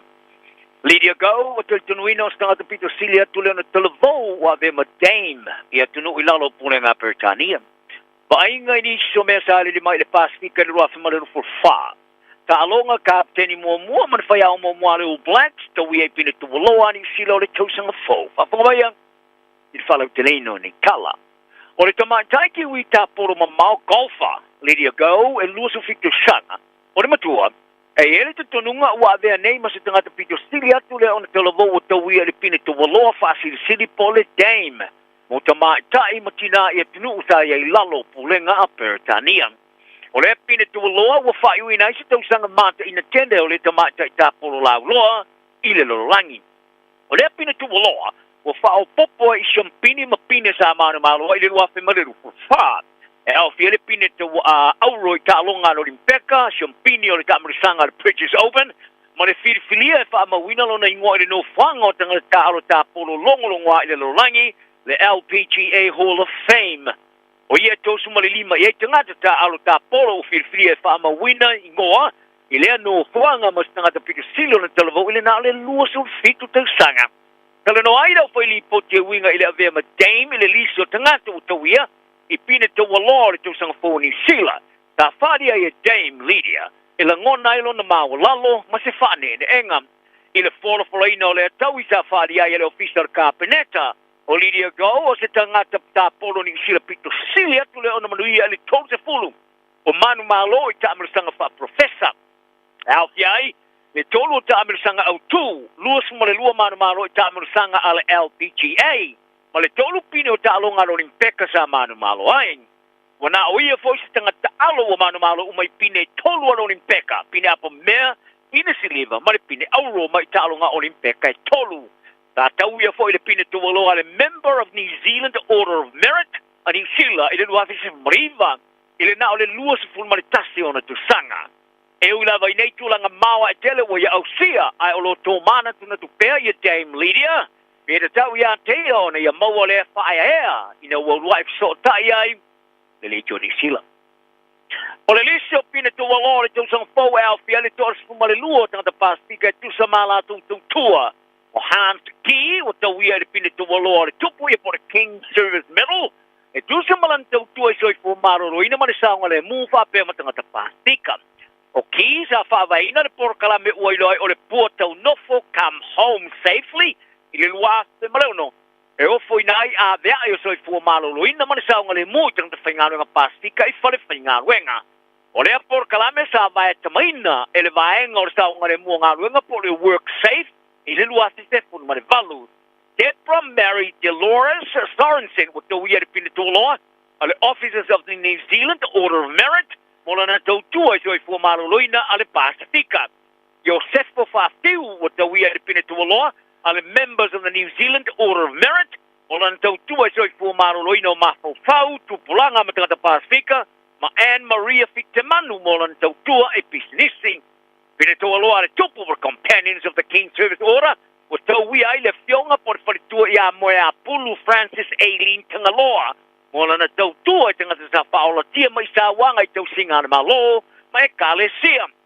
Pine tau waloa mo le tau tua le tupu i mo le King Service Medal o tau ia e fo i pita fala a perila le lua ma tili i langi le lua mo la tau tua i tangata lau tele e patino le i tupulanga ma tangata Pasifika. E o mai lava le tae o ne olo ia i lava tupulanga i toa wha i lunga o le toa lunga o le whanpui mo tupulanga talavo i wiri i au kila ni saute sa fe e ia i le pōra pō. Ta longo le matanga luanga o tamaiti ia leo leo i le pōra pō i nei tupulanga o lo ia i e toa valu lea o lo ia i le tuvalunga. Whalia sui DCE o le matanga luanga o tamaiti i en Campen i le Lominga le Herald. E toa wha tupulanga o lo ia i pē lunga o le tuvalunga e o mai le tae au nei. O le isto wha o whaia le wha unga toi o i lalo. O le pueata le vaenga o tala le NZME o lo ia i le no whanga sa ia li putia. le lau vale o nei tupulanga nga i leo. Ta ua foi le lau telo le saufi o nei tupulanga i le vaenga telo le tawalunga le pui. Ma sa o loto le feo ai solai. Ma e fōringa mai o lo umia i ni lau papa ma ua mea. Li patia foi le fōringa mai ia i la tolo la tu whalenga ina li vaenga le tawalunga o le no whanga. O le whaalua ia i leo na ali ni mai nei whaatino ngā tupulanga so tu la whono e tawhia i lea whale pui i wiri. Aoanga iantu i le nei tausanga pau o le roafe ma le rufurima, ai se toi tepo le nei inisio mea sa ara tupu mai i le pastika i le roafe ma le rufurima. I New Caledonia ia me, sa ali li mai aini whevestia inga whalo tui whare matautia. Ina ua le fia tangata o le ele o le motu po le kanak, ina ua talo sanga le whainga malo i wharani, le toi teu ino whabai. E pio nā fuafoina te tala ini lisi o te pula au tangata palota i le motu. E au fiai mo tangata wharani o lono nofu i New Caledonia mo le te fulu tau sanga so. O ni whevesia inga sa whano ani soi fua ma matua i longa na whaleanga i nai ni whale manofanga i le taulanga o no mea ma awala sa tele ina polokaina. Asa se fun marifito le masina nei o te sema sa lulu ai le maku e tele fitu te simale tolu le malosi mga lulu le taulanga o Port Vila e vanuatu manofanga o si o meai. To se fun marifasto i fua sa whanoai Lia mare lua se lau sa wha manualia, hai baru sepulu wafe ngata sa apia ai manino whanga, ta solo whai lalo. Se tema, ta wha saolo toi e fita whatu ese o West Papua, ale West Papua National Liberation Army. Ia le ave vale le New Zealand Philip Mertens, e sumari iwa masina, talu na latu ave wha malo se ia fe puari o le wafe manino futolu. Ta toi wha saolo toi na ma toi wha te sia i marona inga i Jakarta, le whaasa o tonga sa talia fia le minister vai Papu New Zealand va basta mana e Winston Peters i lona whari ai ko se atunga lunga sa iei whiutana inga mo le whaasa o toina oia ina ne i le manuia. Ia me sa solo se maunga le nuo i ambali i Papu New Guinea le e ele manatu e whaitau se lau ma se lau tangata o lo tau mea ai pēr. O le solo wa venei ma whanua tanu tele. Ia o ke topa sa ave ai matala wha maumawina ia sa mole ave ai mase urua ia tunu le paspika i tani malo ai i le whono tanga tele a tai o malo le tau purenga po le chokam i le lima sumale ono a tunu awai sa whata seti ai. Bia whapea foi male awai ati ai o tupu sa lesa ma kuini Camila. O se whono tanga sa stui ai le vainga le tunu e ala i tau ngā a fio anga manu a whapitoa le upolu. Le sa tofo i lama le ala whanga ma le latu o tunu e whalau loina e ala i fua, te vainga mawha ma fia ai sui o nea tunu sa malangatu i le whono tanga ale tokam. E peitai, sa alua le wha moe mga tele o na ole ngoto le var pita le Samia New Zealand ale HMN CDS, manamanui, i le ngata i whalo te fito ala i upolu.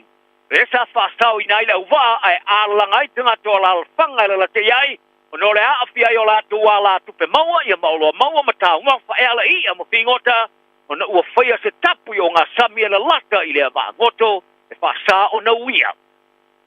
I polo teki o whai ngā malo e whiripiria mato e kikese, i Vanuatu sa whai se latu o whai ngā palo te whawawame o le snap election i a Januari, a le teimi le ua whapare mia o iei le tono le total sanga, e ui lawa ina whātino ina tūla whono i tom whai e tau wha ato ai te le mautonu.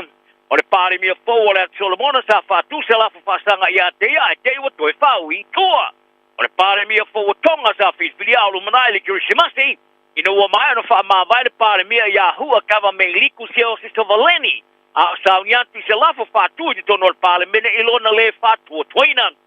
Sa whiwhili le moto tu valu i la atu pare mia fau i a Fereti Keo, ai o le taitai umi o Palau i a Rantul Whips, kunia, ma taneti ma mau o Kerapas, ta toe whiwhilia i o la pinga. O le whonu tanga tele winga li tau o COP ruaiva ta usuia, masela asanga mawa i le mata upu sa tuina atu le whamastonga whawa malo. I le whonu tanga COP ruaiva sa whaia Azerbaijan, a tau whai maari li aia tunu, e au sia se la tau taula inga tau tupe whare tau sanga, e tolu se lau biliona ta la Amerika, e au na ia i le luafe tolu smale lima. E fesoso ni e tunu matu tiva e ngā whai mafianga o swinga le tau i e tunu mau oloa e la tu te whatupe ina le vai ngā tupe. Ma le whamasnonga whawao malo por International Court of Justice na whaalongolongo ai whamatalanga tu Fofogamua ma le iwa sumale ono stete matunu la haiti ma le se fulu mani tasi o whaalabram tonga whawao malo i a te sema. Le sa ti loe fa masnonga e fasili I fasili lua I so tanga mamata fa yo I fare tu la fono tunu e tu sai masuinga o le tau. Ma le masino November sa pasia e Parlamento New Zealand I tu la fono to e teu o si ten Samoa. I tangata patino Samoa sa ve steo la to si ten New Zealand I lalo le tu la fono o si ten Samoa I stefo. I le afe ibisa la uvar sumalua e to e talo sanga ai mo si ten New Zealand. O le swinga wana o la to sa so I foi Samoa I le vao le aso sut tolu o me afe ibisa la ulua spa. Ma le aso mo Januari afe ibisa la ufast mliva to e talo sanga I nei si teni. Ai ele ya la to fanau ma la to fanau. Ta fa was tenga ina pe te male tolu wan feri masala I la to. O lo so I fua mai pe I Samoa ia po. A wai mai fo initial terminei. E mo fa no talo sanga I nei si teni. Talonga o kapteni mua mar fai a mua o Blacks wa fia le liso I la to wia I la to tua I talonga I pine to walo le to fo o le kapteni mua mar tamata alo pito sili ona teleati talonga fai toni o talo ai mo le Aoauli Sam Whitelock o to wia le pine to walo ale official New Zealand for the officer of New Zealand Order of Merit e lusa malan to tua le la kapi o Whitelock is lau limas ma tonu talonga fai toni o talo ai o le Aoauli ma ave ai mo se ulu ai tamata alo wa ustia le teleatu o I talonga fa va malo ma le fai aonga talu o nei ale o Blacks Ian Foster o te uia foi I le pine to walo le companion of New Zealand Order of Merit e tu stai foi mana ia tau tua I le lakapi o le tamatai talo ki kita le White Ferns in New Zealand a mevi occur wa fia I le lisa tamatai e tau foi na le tau I le tamatai talo ki kita le tau sanga le fona fa tonu le ki kita fa va malo ale International Cricket Council. O isi tamatai wa fia I le lisi tau foi na le tauin o Laura Wolverart o Africa Saute Annabelle Sutherland Australia ma Tamari Atapasu o Sri Lanka. O Kersa ave mavang o le White Ferns ta mana malo le pura rang o tamara samtir kiki fa va malo tai luos fu over pole T20 sa fai le tunu o United Arab Emirates il tau sanga name. Saya mau le tau le tenia ta alo le suenga champini ma le tau le tenia ta alo le steristi. O afi ai foi le liso ta mai tai tau foi na le tau le tenia ta alo ke kito le tau sanga ale T20. Tele no le kiti ia o mana malo nei lau ki ali ale Black Caps New Zealand le steristi ta alo fa va malo mo le tai luos fu over T20. Ina o toe mana malo ia Sri Lanka le po na po I Mount o Manganui ai toe tasi le ta longa o toi. Ia o tala nao le ni aso, ma le whai ua fo le nei tau sanga ilua pelua si marpa. Ia te wia ia maua se tau sanga fau manui e le te nuu ma le saonga le mu, maua fo ni wha manu anga le leimo ainga le ruafe ma le lufu lima. Ia maua fo I se tau sanga fau manui I lau a fionga taito fal tua ma le inga toa, to e whelo ai, le aso froile, ia aso I fuia mo le nei taimi.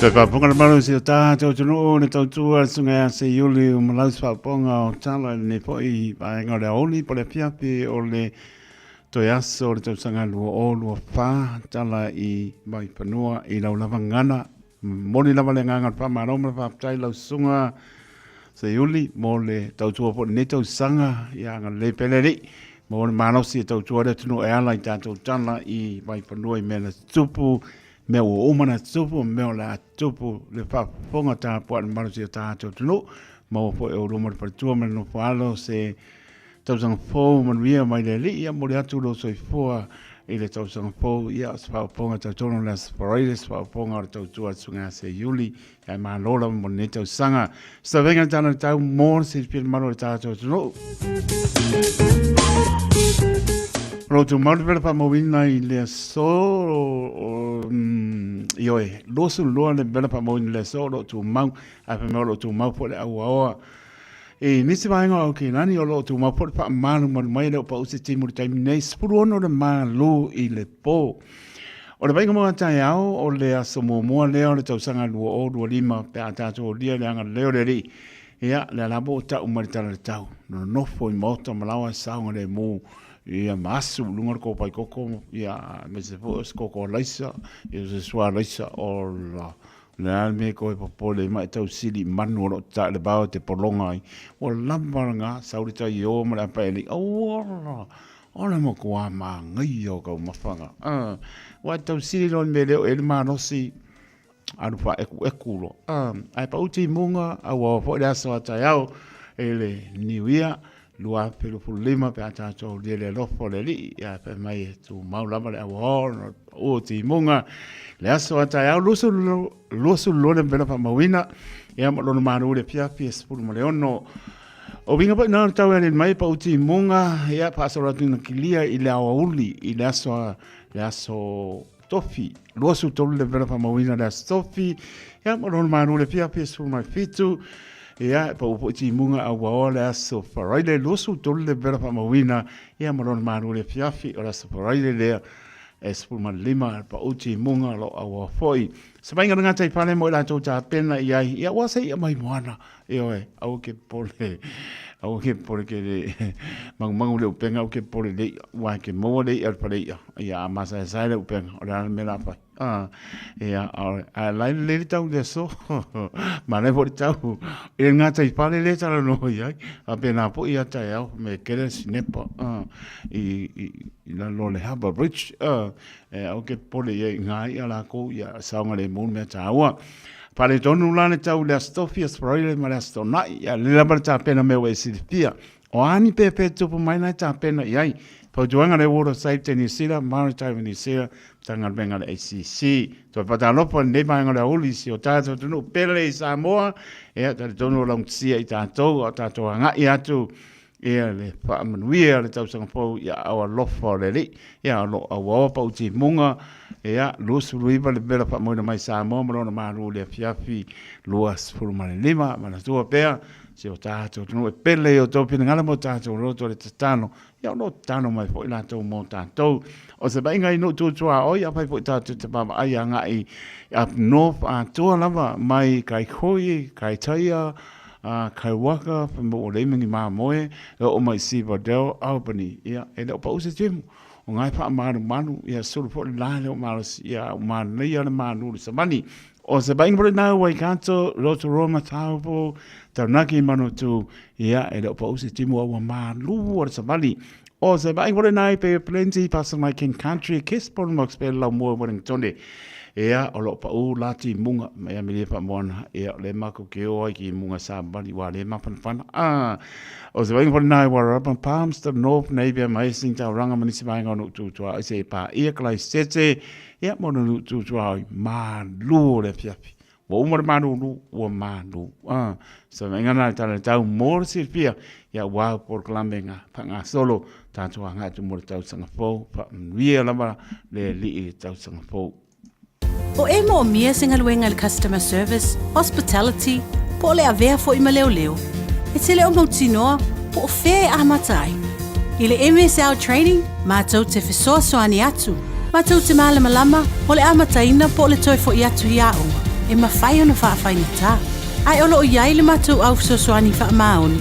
E taita ia, malangolango ina oe i lau malanga. O le MSL training, o se a inga. O se no fuanga i langolango ina oe, e wha malo si au, ma wha manatu atu lau sini wha atu.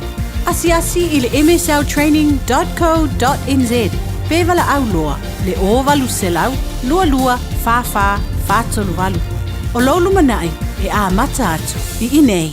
Talofa Samoa, o Ateshna Ryan, o le Licensed Immigration Advisor mo le Auckland South Immigration Consultants. E visosoani mo so se tu ai ngā visa e malanga mai e New Zealand po Australia. Telefoni mai nei loa i le o valu o tasi o no valu fa fitulua. Po le olua tasi o no valu fitulua tolu o. A whai alo sa ili sea o ngā a mata molo walu. Au aloe te toi popoli o le Galaxy Childcare e tele o na la lai au kilani i saute. E toa tele whaia o ngā ngawaa o le a o ina le whānau e ia inga whapitoa pe a le sitala lo walo. Tolus fulu i tū la, free. A vanoa le vena le a onga mo whemalanga inga le whānau, free. Maua mea aia le whānau, free. E ia inga whapitoa. Mo nisi whamatalanga, whaafsotai le o lua tasi, o valu tolu, lua fitu, lua iwa fitu. O le R-Dash Travel, o le company numera tasi le taungo fio pasese mo fe malanga inga I Samoa whapea le malanga mai I Samoa I New Zealand ei. A whea de loa I le ofisa o le R-Dash Travel, tasi valu lima Great South Road I Manarua. Pe vili mai I le telefoni tolu iwa lua o fa o o. Tolu iwa lua o fa o o mo le R-Dash Travel. O tau su e saunga luanga fō, sau loa le Bowmaster, o le tau sa ilintanga te tala vauto e malalosi. E ia iso to mai le wha ila ino ua mea, a lea ia lea whaina. E mawhai lava o na o ina o e au e whainga luenga. Le le te tongi mai tu la whainga luenga. Wala au loa ne le Bowmaster, I le olua tasi, ono lua tolu, tolu tasi ono. Olua tasi, ono lua tolu, tolu tasi ono. Radio Samoa. Taslima iwa tolu. Amo.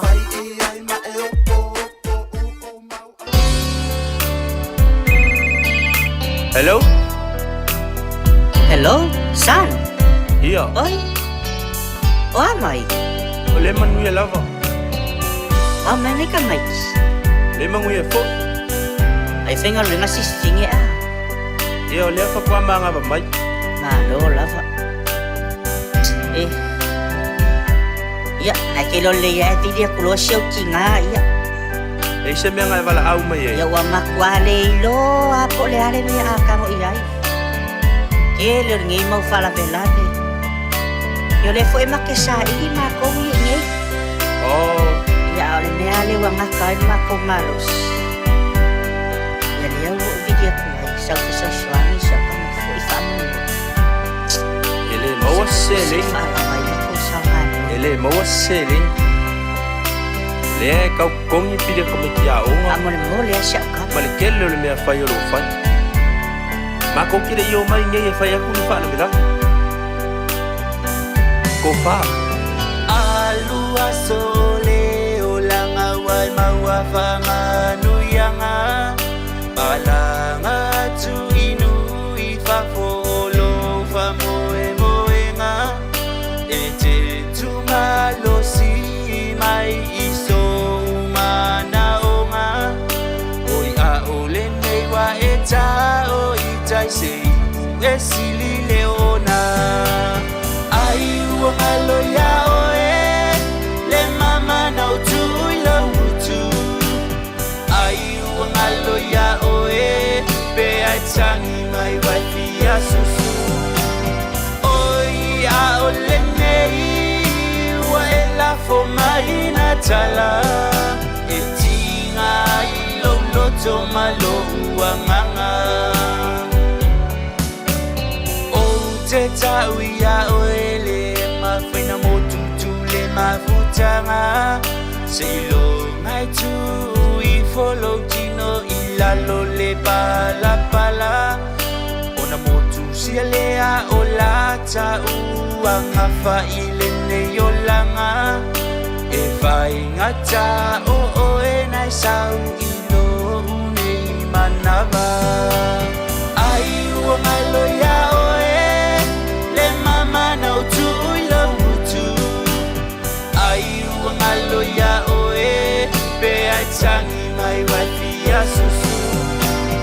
Oi a ole nei ua e la fo mai na tala. E tinga I lo loto malo ua nganga.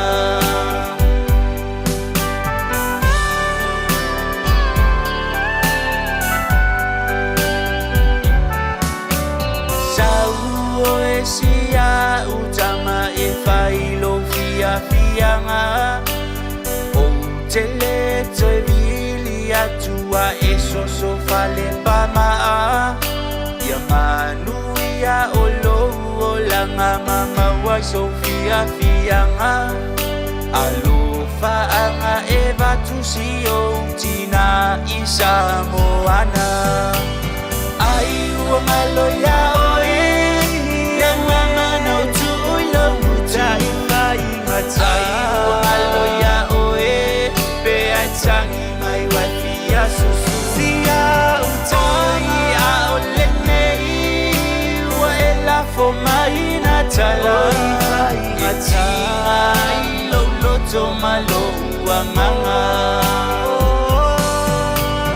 Ai ua malo ia oe le mama na utu I lo uta.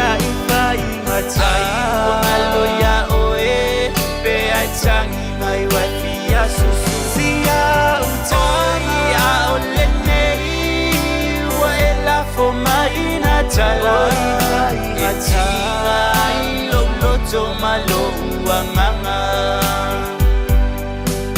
e tinga i loto malo uanganga ai wangalo ia oe le mama o te tuina atu i longutu. Wangalo ia te oe pea e tangi mai we fi Jesus oko ko se pesi sol. Ma le po lui tau le mo tātou a le so po ia tu po ia le tau sanga po tala tu e tātou leina e mori mori e alo whaanga pa iwe pa ponga ma le pese lea o le ase lui tau manai a io a o manatu i meo wha ma vaenga i Samoa yaso ia.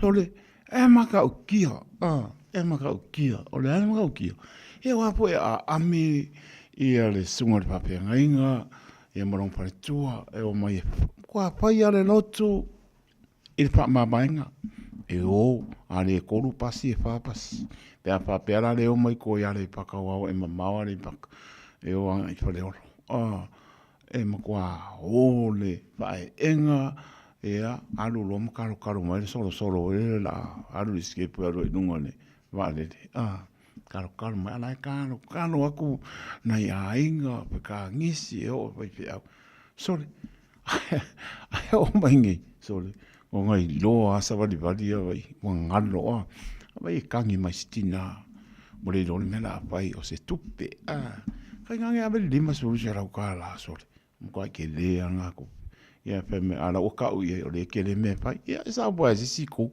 ai mana tu you are real mother le nga bala o mai lo tina moni ale nga bala o mai pero ka pe bala o mai lo tina pole ale ma ki per ke me ki alba so se me la po ia o lo tau na mo ta to pitu ta si lima i vatoro no me o le asa o ngone le pese ai o ngalo oe ia mo pe pa wa lo fa nga o le tau po o tātou wanga i atu iai i le lua o lua lima. Le wala tātou pa mawai atu i le lua o lua wha. Le u tātou iai. Tu ao tātou tu wae mai. O le toe aso nei momo. Pa mawa umore amo tai, umore amo uta, au toe o le aso nei momo. Le aso le na pāti ta oto ai le pe po ino wā e malo whaiboa shonatari. Le aso le nei. Toe aso nei momo. Tātou bimpa manumpa tai i le atua ua mo moli mai no tō soi fua mora tātou wola i le toi aso. Ai le so po ia atu i tātou le tausanga po. Ia nau tala leina, fia wala au mai. Ia o le leinka ko porklame o whanga solo, na porklame ane i runga le masini. Ia o te mawa ai tutoa iai, ia e whaanu watu e umara. Ia tātou mawa e maranganga whaanoano. Ya na tala tātou leina pia ya mori ni alo whaanga ya me soi tāpa i o e langona mare pesere ngā ko alam ko am kau kia sepe au tā wale wa mai mō kākou o mai loa ngaro Sunga o whenga whākau e lo ka wale fō maunga Max Ila. Se nga uka amilo i au kilangi. Mo koe fwoi mai lawa i o tara i le Tire World and Auto Limited. Lea ma o aiso skoi ngā meg ma pa uka wale. A ole me piko sidi. E ngā le lua lima ka aladwa i aso le kokongi. Le Tire World and Auto Limited e te moa i ta wale ma pa utau ngō fia ia New Zealand antoa. Mo fo i se ti mag wheels mo so se tu ai ngā ta wale ma le telo isi au unanga. Warren Up Fitness i le na ole se fulu tala pia i wha i loa i eina e wha afafonga le Radio Samoa i nei wha abitoa. Talia wins quotes, cue cards, maisi. Wala le Tire World and Auto Limited i le lua fitu tasi tolu o mo pa uta avale. Po le lua fitu wha tolu lua o mo le fale inisinia. O le R-Dash Travel o le company numera tasi le taungo fio pasese mo whemalanga inga i Samoa whapea le malanga mai i Samoa i New Zealand Day. A whea de loa i le ofisa o le R-Dash Travel tasi valu lima Great South Road i Marurua. Pe vili mai i le telefoni tolu iwa lua o wha o o. Tolu iwa lua o wha o o mo le R-Dash Travel. Dala whanawha tia roa, ua te talaina neile o unanga e vini mo whaatangwa i au ki lani ni sila. Numera tasi John Coulter Drive i le Auckland Airport Shopping Centre. Tau whatawhatonu lava le warehouse ma le countdown. Lau whale o fulau iloa le e vini. Auckland Airport Shopping Centre. A whai alo sa ili sea o ngā a mata molo walu. Au aloe te toi popole o le Galaxy Childcare e tele o na la lai au ki lani i saute. E toa tele whai a o ngā ngawaa, o le a o ina le whānau, e ia inga whapitoa pe a le sitala lo walo. Tolus fulu I tū la, free. A vanoa le vēna le a onga mo whemalanga inga le whānau, free. Maua mea aia le whānau, free. E ia inga whapitoa. Mo nisi whamatalanga, whaafsotai le o lua tasi, o valu tolu, lua fitu, lua iwa fitu. Baby, lomaki! Hey! Oh! Talofa, we're the Katinas. Talofa, this is Pat Lam. Talofa lava o aola pi marina. Mau pelo li tio. Ile radio Samoa tasi lima iwa tolu amo.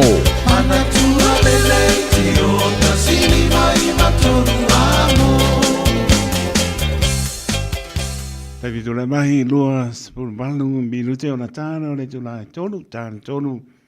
Au la tātou tāna I vai panua le ngale pero tānia. Ia, ma no lama non sai mai tānofa.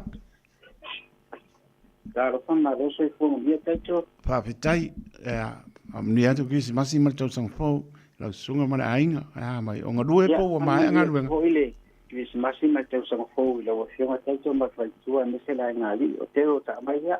Oi kano fai, o ma fai tua ma no fo. Ya lo manguia la fa stai me uma techo. Tai ya, teo ta mai, si o nai manuia la ainga ta to anga tu tau sang fo. Ya, pa mia le ri ya o mola no teo. Tai techo mo le vano. O unga o le bangur sonon. Ya. O le palu la upai Aoauli ti o le to sang fo ma. Ya ke. Oi mang. Ya o kalongo ile pes. Ola. Ya o kaumali o le maka ma palu la upai va kula sunga le. O ya le malingi ya loi mata le onga le pese.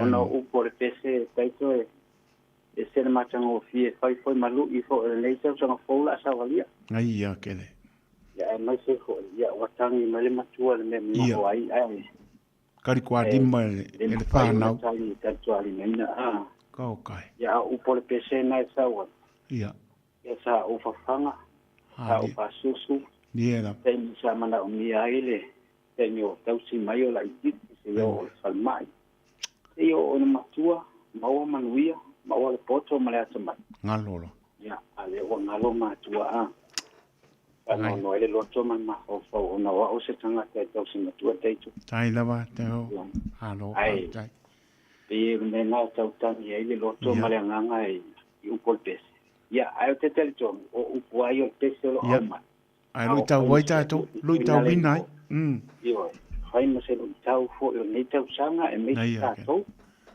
ya te yo le mana ya la fa so mana ya fo ile e vai no tala o na fa tu kumana tai ya fa te tere lava yo so ani atu nai lau I lau ta upu mal po kalame ile nei tula la o ile taitu tai tele lava tu lava mo lau sunga le wa fa mani tele te usanga fo lau sunga le o mal fel tu ma no fa lo mi se la ngali tai lava te lo fa poi mo lua ma pretua ya le ngana po le doanga le lei le tu fo langi na si I pu mai te abi mo so le mo via le ngana po loto ai lo te mo lua mia le tau sang po ta to pe no ai pe te lo pa tai mo pa so ma tango pie pa so fo ia mo nei tai mi pa tai man ye te la vale fia fi ma te sang po so fo ia me manuia so fo ma lo la on sai mai ta lo pa ya che walofa kalofa alo fai yo ma vai pua ma lo la male pani le la bo mo tau fiafi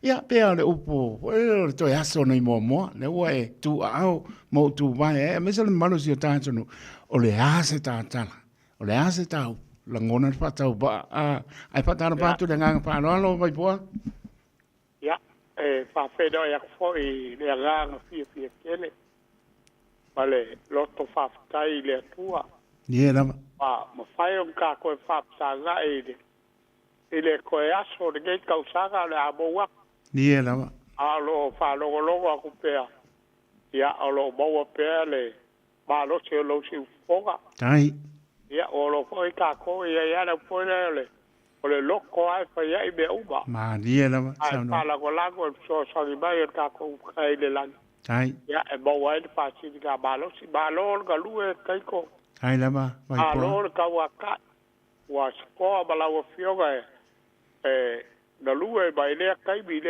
so kai bi la ba Tai. Ya e ke ku ai bukangi o le kau ave ki ka ko le kio. Tai lava. Ya yo e foi ba pau fau sa wa ga ka ba ga te se de ga e boia. Dia lava. Me ka ua ba ka lusia. Ia nga ia lo mo fa nga o le tu o fa fo mai. Dia lava. Ya pai sia nga ngai peso o pese o lo bo boli ba yes fe au ka ua. Moni lava. Au ka ko aga ia ku fa u gol ge ka usara. Ya ka ko bo wat ka to po. Ya awo yes du ka bo ku pulaka. Ma dia lava.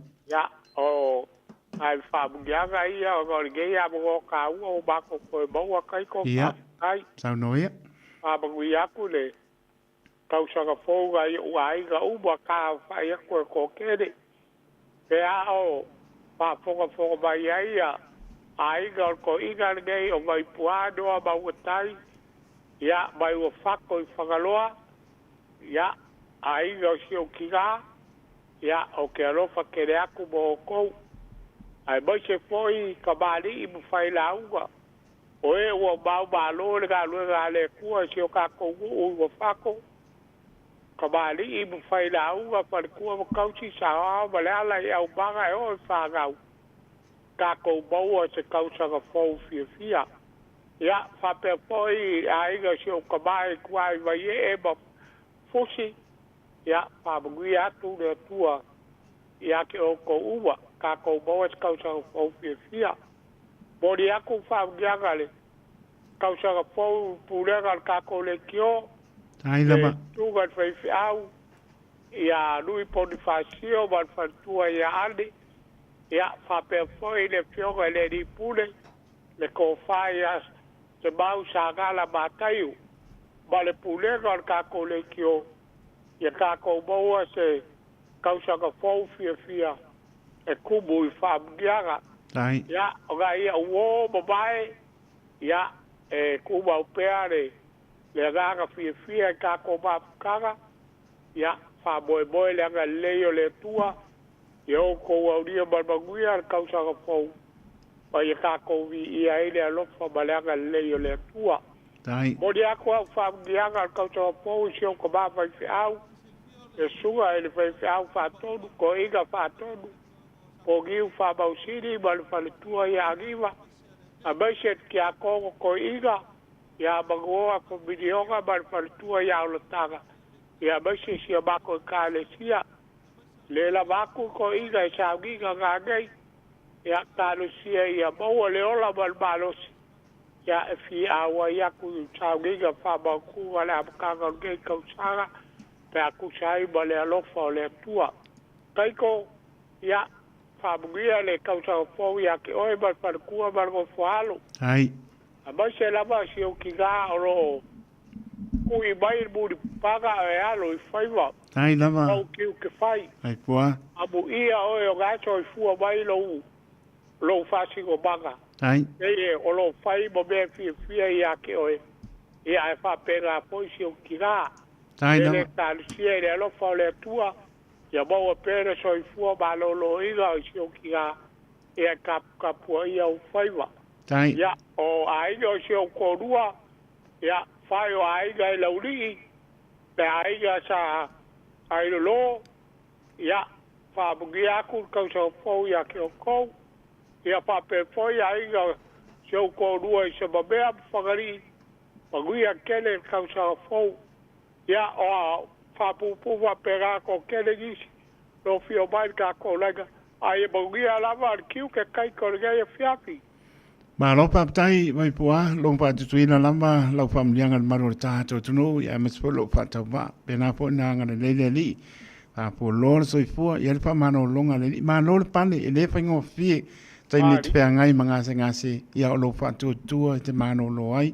ya lo fa le li pa wina lo pa mano longa ya mo lo mano se mespo le tina ai nga ma le no po an ya wala ma tofi ma tiu wala ya le li man wi ya tele tau sang po ya o lua man no po pa tai mo pa mlianga ala tato pe loi pe mai po fa so po ia mon nei tai mi kai so po ia ma no non sai mai ta no pa alo se fo tai tu pa pe tai au pili mon via tau sang po e whainga wha, ke whapea ngā ukahana, sa kiri alo, e anga popo e whoi la ia, ai whia maia, o ringia maia, sa ukia maia, ia ke oe, ko whio i ku, au whiri, lo whakel mo ore tina, e le ngāna whoi whaamnianga. Ko nani ko le sunga le, au so ang taito, askai le kua. Tai. Wa ka ngu mai le sa le ku ngu ile aso mun muli o nei ka sanga. Ma rie lava. Mai se o le o fo fa ka fai ka langa sia. Ile nge ye ku ngu ma le lang ya ko. Ya mai se o ka ko au ai nga ka ko. Ie lava. Sa no anga na fili. Ile fai ngo fie le. Fo lau mai le ku ngu i no le vasa so so. So inga ka ko fai ka ma fi ka le lang. Moni lava. Ya asa ka fai lava le nganga pa ia le li e ka inga ka ko le me le mal me ton. Ie lava. Ya fo le vi inga le ko pe fo ngskala ia vai pua mo vai aku mangisio. Ie lava. Ile fai ngo fi. Ai fa skai le di man ko ile u fu le kulangi le o ku kai kanga. Ia. Sale ai na sa ku fongo. Ie lava. Ya le o ka ngu le sale. Fa kongo le kio pe so nga. Aku nisi fingal. Ia, sa skai fo i vi inga ne kua. Ai. Tei tole, te selenga ka maya. Ia. Kau kia le, te poko ka ngaka whaier pese akai. Ma, nie la, moni papa. papa. Ia, sa ngoa kile o kaimi la ufa pese le kung. Ia. O fuar ka ngaka mo onga ma faufaunga male, au maingo sa vali le pese. Sa noanga. Ia. Langa le kopule mele akai ko o mar kai ni. Ma, nie la, pe no fa yatu. Sa le sa noanga. Lau fili, tupu pea. Yo o isi a whangau, yo foi whangau, ma makua. Nisi o makua, wa le manga ngei, wa ngalo a ingai Samoa. Moni lava. Ia, ai whaskai le pese o whakupu mangaku mai ma. Tai. Tai malu i kawi a kakou, la kakou. Whama koe ngai kula, kakou whako wha, le lua fe mare wha. Nia la. Lua fe lua wha. Ia, kakou sa ungi aku, le lua fe lua lima po a fo ingeonga. Ia. Po whanga ngakau sang fo. Ia la. Ia, ai se wakuna ngai au kamelu whaanga ia te. Lelei, sa unoa la fili. Mua waku lau, lo whaanga i se au whaanga au, ia kungu mau man ngai ia kungu. Ia, ma lo mo ngā venga ngai kau sanga, i le whai ngofie, le usu le au man po. Ia, onga le mangaku lava ia kou whaanga au, ma a inga le aki nga inga ngai ia kungu, i le whai ngofie. Ma lo le kau, ma lo le ongsa. Ia, amangi aku le kau sang fau. Ki si masi a o kou le whangau, whaskai fo le kau singa wa. Lo le kau kua ainga, kau kua lo, ia o kou mangia ngā. Ia, malo lo whaanga, iau ainga umalawa whanongolonga mai. Kai ko e whaiwa lo whaanga. Le maskanga le HRPP ngi silangei. Ia, o Australia, Amerika, ma kungu umo langongoinga le HRPP. Ma Samoa lo iai kai siri. Male lau, ia lo fakele aku lau fili. Mangia le kausang fau. Kako alo aku kausang fau. Mangia sili taito lau sunga le wao. Tai lava. Male fautua. Ia mai se lo po a ke lo fakele aku mo ia. Tai. Aso i po ia taito. Mangia le kausang fau. Lo fa tele atu. Mo pere so i fo lau nei a wa fo i. Tiuten faibo bana o ele li tono mauta malao na i tato wainga. Mo fo i oe tinana fili. Ia mala ai ngā nei se tau song pofi le mu manuia mai le li ia papai mo fa mnianga papai mo no fanga ia pa so fo ia mo ne tai mi lo fa tu no fili sei fo taito sei fo ia pata lo vatu ia Aaron Silla lo vatu e fa Mary Toisua ia lo vatu tina ia le ua sa auto tua ia mo to umala pa tai mo lo fanga pa mdianga lo ne foi pa ta va aloi ta lau mo se moa ma no la masina leo ia pa ma lo pa tai lo fa foi e seta tango mo ka lo fa ta lo pa lo sunga o tai to ta lo to ia ma lo to to lo fa tai fe au ma tiu te le ne to sanga o fa wina ile ne yaso ma lo nga lue to ofisa Mamanu family atu le tausang fo i lau sunga le awa o taito mariparitua ia filoi auro male no whaano whaapea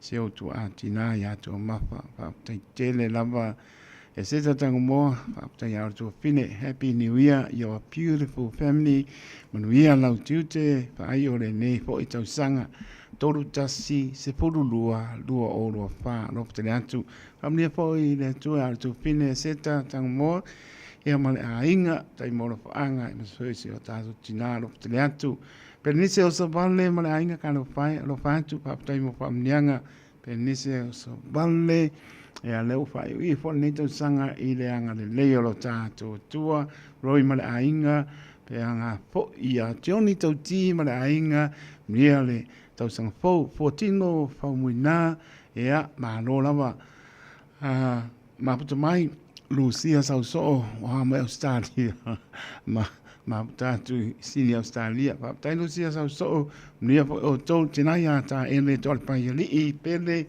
Nia tau sang fō mare ainga pa tai lang mai evo lave ea mare ainga alofa tene atu eve lave mare ainga pa tai mo whamnianga pia fōi patua ia Marietta pi pa tai tele lava manuia lava moa whamnianga mo le fast party ea alofa atu Marietta malo lava mapta mai pa fōi mai tai whaianga ia pa i tau pa o ea malo lava lopa tina ia pa winga pe po ia me lim sona ainga va ku ka mai venga ia sona ainga pe po ia fanle sona ainga ia po ile ni via ia te o to ia me sel manu mane a to ta to no ia lo fa te le tu te mo to mun via la verta to fo longa to tala por tanto lina le wa sullo bi no te ona ta no le tu la tolu ia ta tolu ta to tala I vai fa no ngana per tania ia e wala ngona le lo fat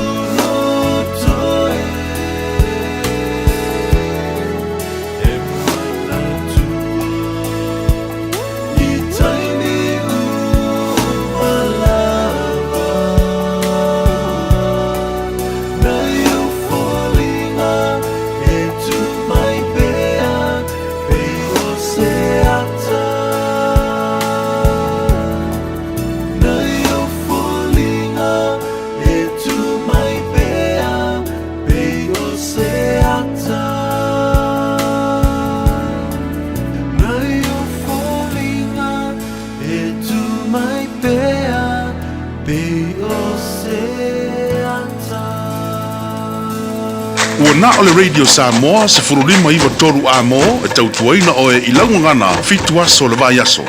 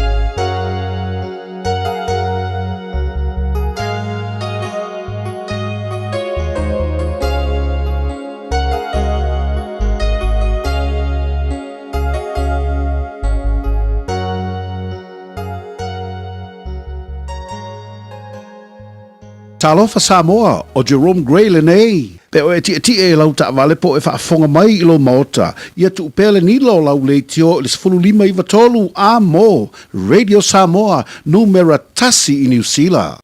Talofa lava, I'm Annie Puletiwatoa and you're with Radio Samoa 1593 AM. Sole, eva mali pese. Malo fa fonga Samoa. Malo fo ile va ile musika. Radio Samoa #1 New Zealand akoa. Sipso.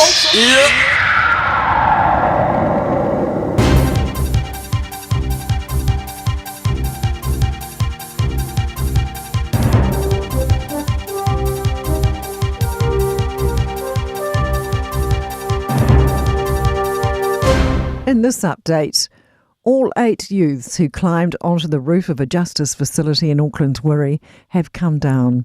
The group gained access to the Korowai Manaki roof just before 6 last night. Oranga Tamariki says the group caused some damage, but the facility's daily operations haven't been affected. It says it's working with police to determine the extent of offending and will be carrying out a review looking into what happened prior. It says it's likely peer pressure, notoriety and adrenaline played into the group's motivations for their actions. Similar action was taken by the youths at the same facility in October and again last year. Auckland is gearing up to become the first major city to ring in the new year. The council has teamed up with Sky City and Vector for a show of lights and music, with large crowds expected in the city. Council Head of Events Glyn Leggett says there will be a 5-minute fireworks display off the Sky Tower from midnight and a coordinated light show across the Harbour Bridge. She says Komititanga Square and Victoria Street will be some of the best viewing points for the fireworks. Also the waterfront, right? We have that set up at Karanga Plaza. So anywhere sort of in that viaduct area, across the bridge, Karanga Plaza, those are fantastic locations if you're coming into the city. A reminder about the catastrophic effects private fireworks displays can have on animals. The SPCA says it receives multiple calls every time fireworks are let off about animals in distress, running away and being injured. It says during this year's Guy Fawkes, horses were put down after being severely injured due to fireworks. Chief Science Officer Anya Dale says there are steps owners can take to make pets feel safe, like staying home, keeping them inside and drowning out the noise. But it really does have a significant impact on them, and that's why SPCA is calling for a ban on the private sale and use of fireworks. That's news. In sport, 2 high-profile withdrawals for the Women's ASB Classic. Brit Emma Raducanu and Belgian Elise Mertens have both pulled out of the tournament ahead of their scheduled first-round matches on centre court today. Raducanu is citing a back injury while Mertens is out with an unspecified issue. Both players have been replaced in the draw. 2020 Australian Open winner Sophia Kenin booked her spot in the second round with a 7-6, 6-1 win over China's Siyu Wong. High-profile Wellington Blaze recruit Lise Perry is keen to see what she can learn playing under Melly Kerr. The Australian all-rounder has signed on for a 2-game Super Smash stint with the Blaze, the first game tomorrow against the Northern Brave. Perry and Kerr have played together plenty of times before at Big Bash's Sydney Sixers, and Perry says the Wellington skipper is a great cricketing mind. That's sport. I'm Sandy Hodge.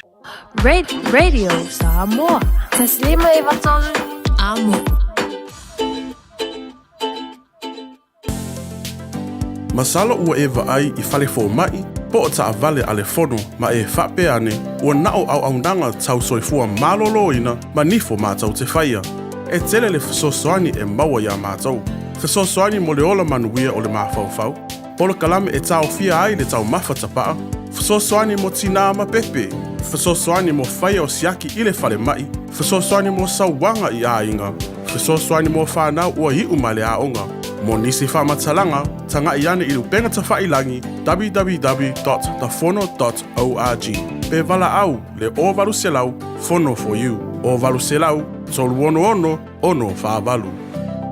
Jana whanawhau tia roa, ua te talaina nei leo au nanga e veni, mō whaatangwa I au ki lani New Zealand. Numera tasi John Coulter Drive, I le Auckland Airport Shopping Centre. Tau whatawhatonu lava le warehouse ma le countdown. Lau whale o fulau iloa le e veni, Auckland Airport Shopping Centre. A whai alo sa ili sea o ngā a mata molo walu. Aua loe te toi popole, o le Galaxy Childcare, e tele o na la lai au ki lani I saute. E toa tele whaia o ngā ngawaa, o le a o ina le whānau, e iaia inga whapitoa pe a le sitala lo walo. Tolus fulu I tū la, free. A vanoa le vēna le a onga mo whemalanga inga le whānau, free. Maua mea ai le whānau, free e ia inga whapitoa. Mo nisi whamatalanga, whaafsotai le o lua tasi, o valutolu, lua fitu, lua iwa fitu. Talofa Samoa, o Atishna Ryan, o le Licensed Immigration Advisor mo le Auckland South Immigration Consultants. E visosoani mo so se tu ai ngā visa e malanga mai e New Zealand po Australia. Telefoni mai nei loa i le o valu o tasi o no valu wha fitulua. Po le o lua tasi o no valu fitulua tolu o. Malo soifua, o le sia Fofoga Samoa, Radio Samoa, tasi 5 a mo. Se kia Radio Samoa.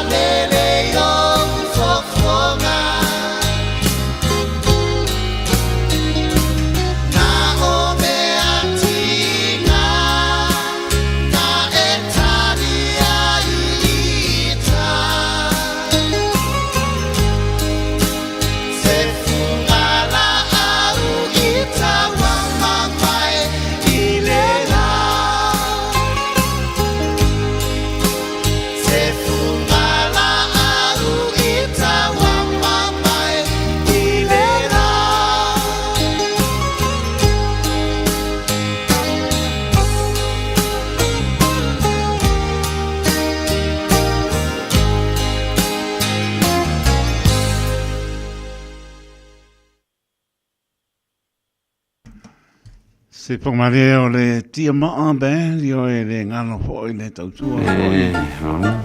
Io e le po i te mali, ia, sunga ni ia wao, ia, iopu whai walu, sunga ia bili eru, ia, le wo umukama ia karandi.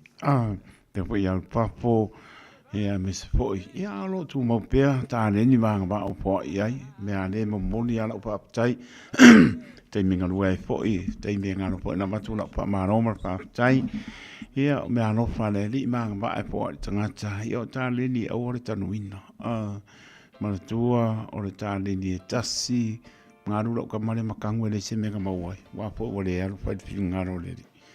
Au le ri renga i kā rengi e lua. Ia ngā rumu koe kāna ia. Ta pena ho le lima alu kāna ia. Ia whai unga le ri. Lua wha popo i maresi lua. Ia le lima wha popo i maresi lua. Wa aida le manga ia moranga lue. Ale wha maoni o le mea tāu. O le wha maoni o le mea tāua. I lo wala awina. Le pape isi atotoa.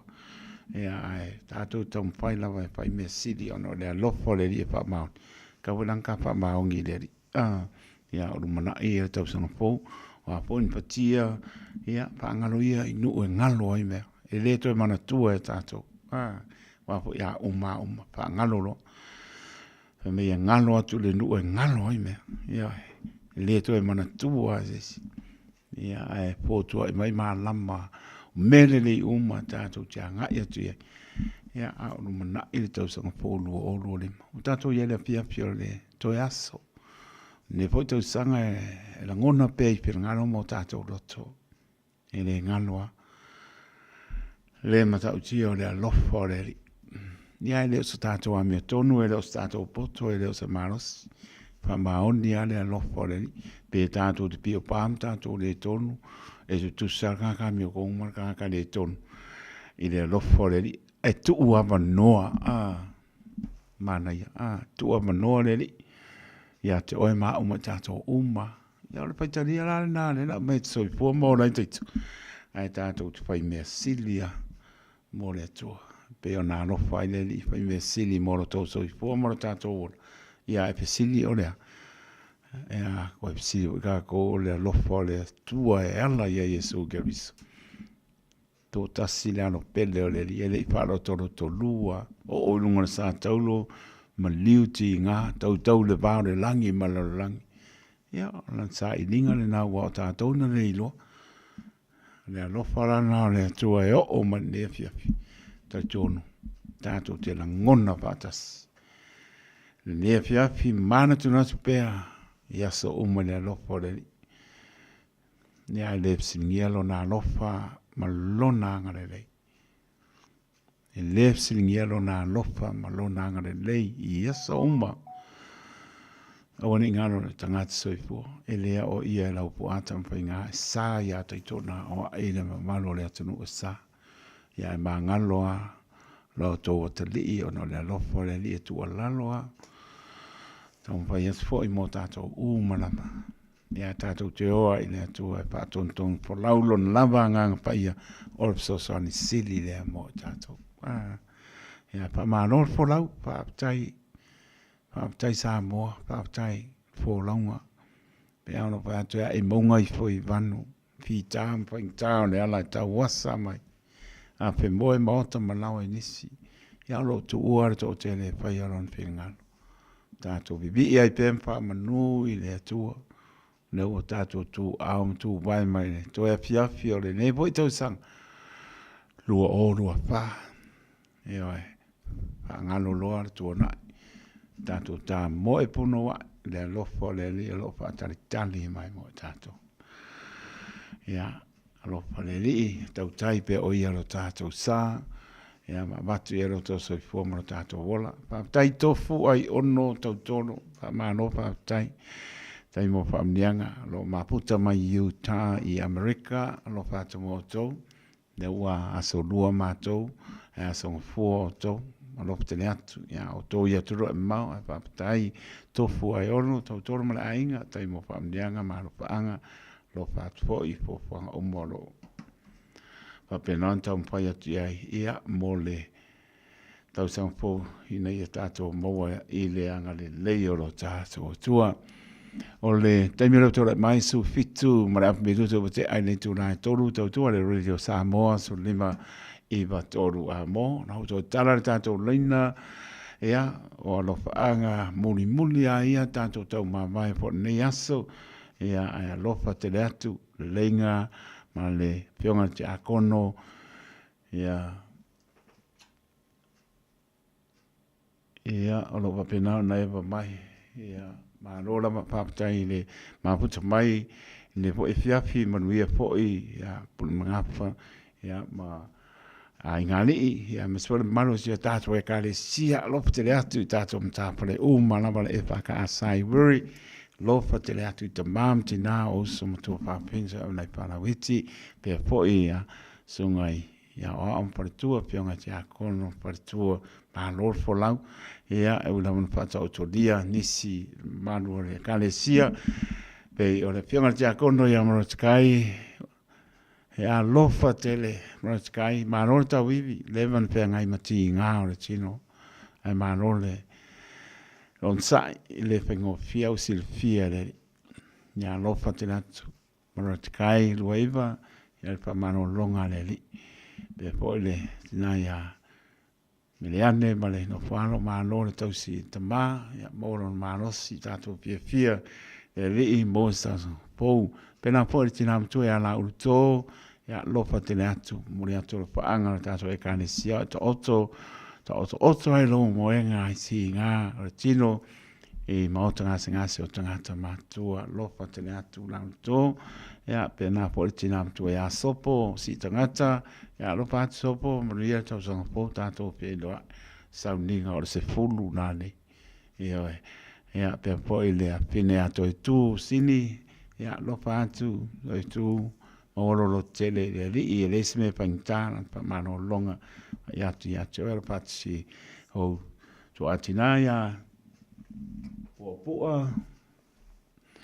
o poa ia mano fano lo tele atu mano lava ia pena po ia mareta ia mano longa le li mano le kanesia ia lo tele atu via lava tau sanga posi tato e kanesia ia masio matua pale nganga sunga to ina maptanga pale au nga ma patu ana ia lo tele atu mano nga lue nei tau sanga wa tato momale to e fiafio nei tau sanga ia o pa penao no lua sa i peama tai tato ngā wenga e fola ia wartana le su keriso ia molu manosi sunga to ina maptanga pale ngā marpatu ala ia no poano mo le atu lo soifua tau sanga fo martato ngā wenga ia le lopo le fa tomu le utu mo lo manosi tato ngā lue fa ta se lopo te atu ia meso la ngā wenga to fia le tua so se to vine lopo te atu sunga i pape ngainga mo lato partua pionga le sea partua pena po sunga i to ina ma partua to mai tai sao pionga i patele tai o lafu ma moe a lofa tai to mo so manuia lama le tau sanga po anga ia ti ai manuia o to e kanesia o lofa pena na papare le manu ai tau suina le vai o soifua ia wani nganga mo i moronaro lofa te atu le opinga venga ia meso e kanesia o lo ngano lue ai ia pe po ia ai oi pe au sia mato fo i pulenga sungale papengainga ia sio Mikaele ma patu ia mai toa pena po ia kitiona ia patu ia kuati mai ia ria po e kanesia ia ria la vale tanto polong pena po le sunga papengaia ione sa bali penuti ia male tu ia iau ia ria la vale tau sang po tanto polonga ia pamia dia le tua ia mese la to lo ato to manosi a lofa te le atu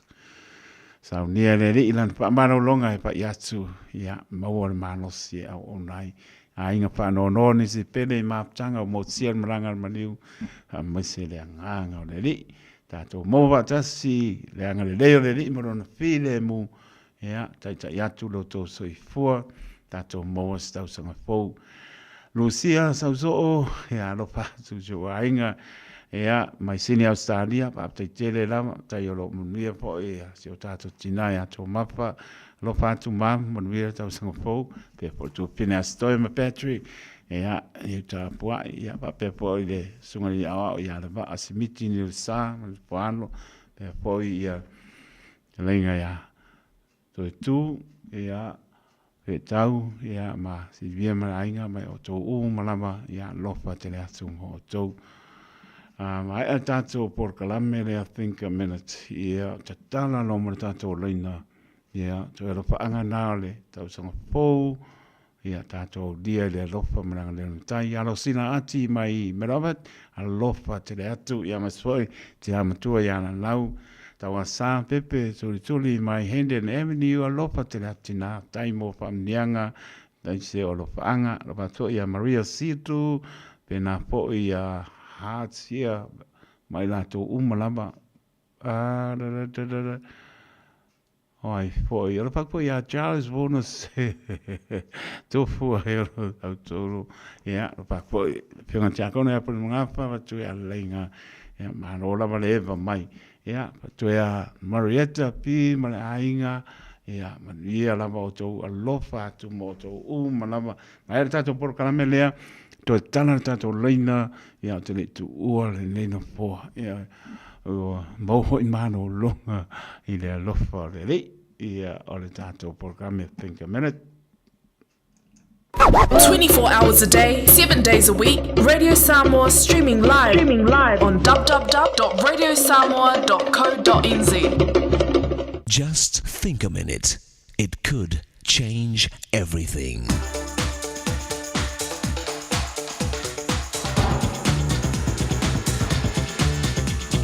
Think a minute. June 28, 1997 was the date of the famous bite fight between world heavyweight boxing champion Evander Holyfield and Mike Tyson. During the fight, Tyson completely lost control of his anger and actually bit off part of Holyfield's ear. Tyson lost his license to box and paid a $3 million penalty for not fighting by the rules. Hopefully, husbands and wives never reach that point. But it's important that we learn how to disagree and argue in a fair, constructive way that brings better understanding and closeness. Our marriage should be a harmonious duet, not a duel, where we shoot hurtful, destructive words at each other. Here are 6 helpful guidelines to follow whenever you and your spouse disagree and have conflict. The first one is timing. If either of you is too angry to talk about the problem, you should wait for a time when you both can calmly discuss the issue. Take time out. Don't take it out on each other. The second guideline is to allow each other the right to say, "I'm angry" or "I'm hurt." From time to time, we all need to express how we're really feeling inside. Remember, our feelings are not right or wrong, but they're real. So we should respect each other's freedom and right to express them. Number 3, know why you're angry. Sometimes the thing that triggered your anger was only a small thing, but behind it is the real problem. And that's the one you need to understand and talk about. The fourth guideline is to understand that your anger is the real enemy, not your wife or husband. So stay on the same side and fight together against the anger and problems that are hurting your marriage and family. Number 5, lower your voice and you'll raise the quality of your communication and relationship. Last, but definitely not least, you have to invite God to the fight. You need to ask Jesus to take control of your heart because only He has the kind of real love, wisdom, and self-control you need to actually use your differences to give you a stronger, closer, more exciting and satisfying life together. Just think a minute. If you'd like a free CD of our top 40 programs, write to us on the internet at www.thinkaminute.com and catch us tomorrow at this same time when we stop and think a minute.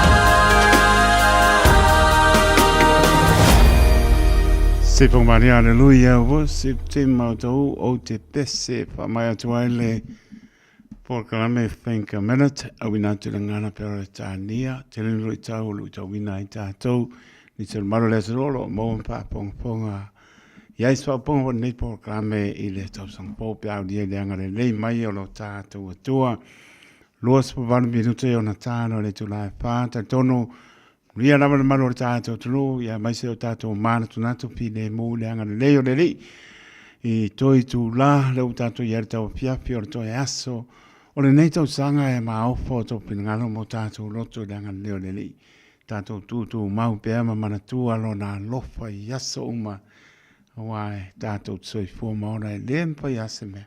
Pe lawa o I aile poto mana tamai o anga ba tātou fo I aile li so ane mai.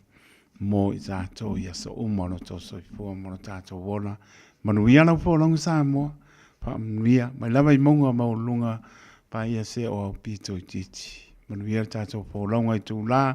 Pa I ule nei tau sanga ma lofa tu taitu. Lofa taitu. Mona maro tātou tunu. Anau toi tala tātou reina mo na I minute ia toi stautua ne fiafi. Patalpati a evo lami mana ainga ta ele tole pai ali pele mana ainga mai sini Australia. Ia loptele atu pena po ia Helen ulo la ia manola ma paaptai nai mune mai Marietta pi Marietta Singapore ele patasi mai ia ai po mangisi ia o misi ia si e baksau kupe ko sang po por ko va ko kupe ia lo patso ia asoiba a malatai ia patai mo pamnianga asoiba malainga lo patleatu Lucia Sauso alo sina ati mai merabat ia lo patleatu ko ngo fi al pekem saving ngai ni no pro Rosina. Ia, lopte le atu le pionga te akono ia tu ia li pai to Krismasi mai mea mal paritua ia tau pao mal no falo. Ria tau sanga pau uso lofa te le atu. Ia, ria mes po ia ai tu o ainga ai fo I mai si le ua misi aku. Ia, alea fo ia nau tala atu tato leina. Ia, mingu ke ia koe. Ia tātou ngai toi lea, nisa poi le, pai pe au ia Livingstone pia wa ai, pai tua ia lima, ia marolawa, ne tau saka marola po lau, pena po ia temukisa, po tau ia marola manu ia Krismasi, ia sunga ia paiva, mar pai tua ia lua, ia marolawa, marola penga lofa te le atu. Ia nau toi tala tātou leina tolu pitu tasi lima, iwa tolu numera, Ia, on toi whamnianga le tausanga pou, toi tu la, ia le li. Tāne tu lai wha, pātis mai le pionga ia le a taua, Savea Al Harrington, ia, ma le uso ia Isaac Paunga, ia, mo whamui ia le kausanga pou. Ia, la koe ki kong ume male mea ai. Ia, whamole mole, a tā tau mawai, ia, le na, tasi aro piringaro moro roto.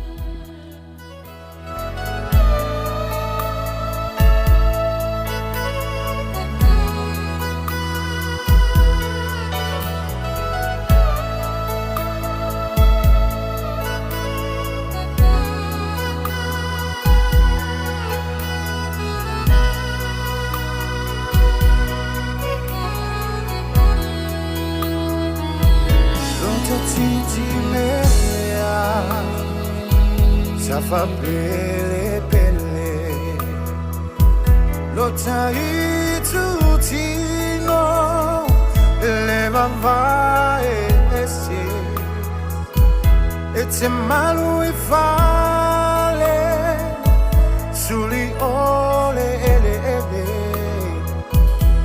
le tama futanga ia so e tele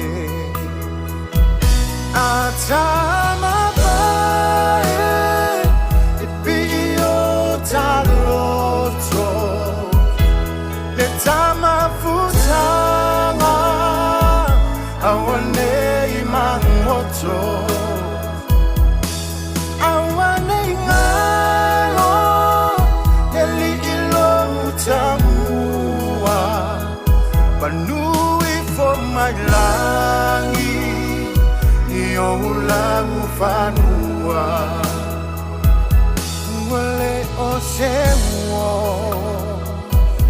A o se uso moni I tale tu whanua O inu lofa maoni Pungala au matala Pua ina le manongi E eu fofonga fo Ile oli oli Atama bae E pio taloto Le tama futanga Awane I mangoto Awane ngalo Eli ilo utamua Manui for my langi Iyo ulagu fanua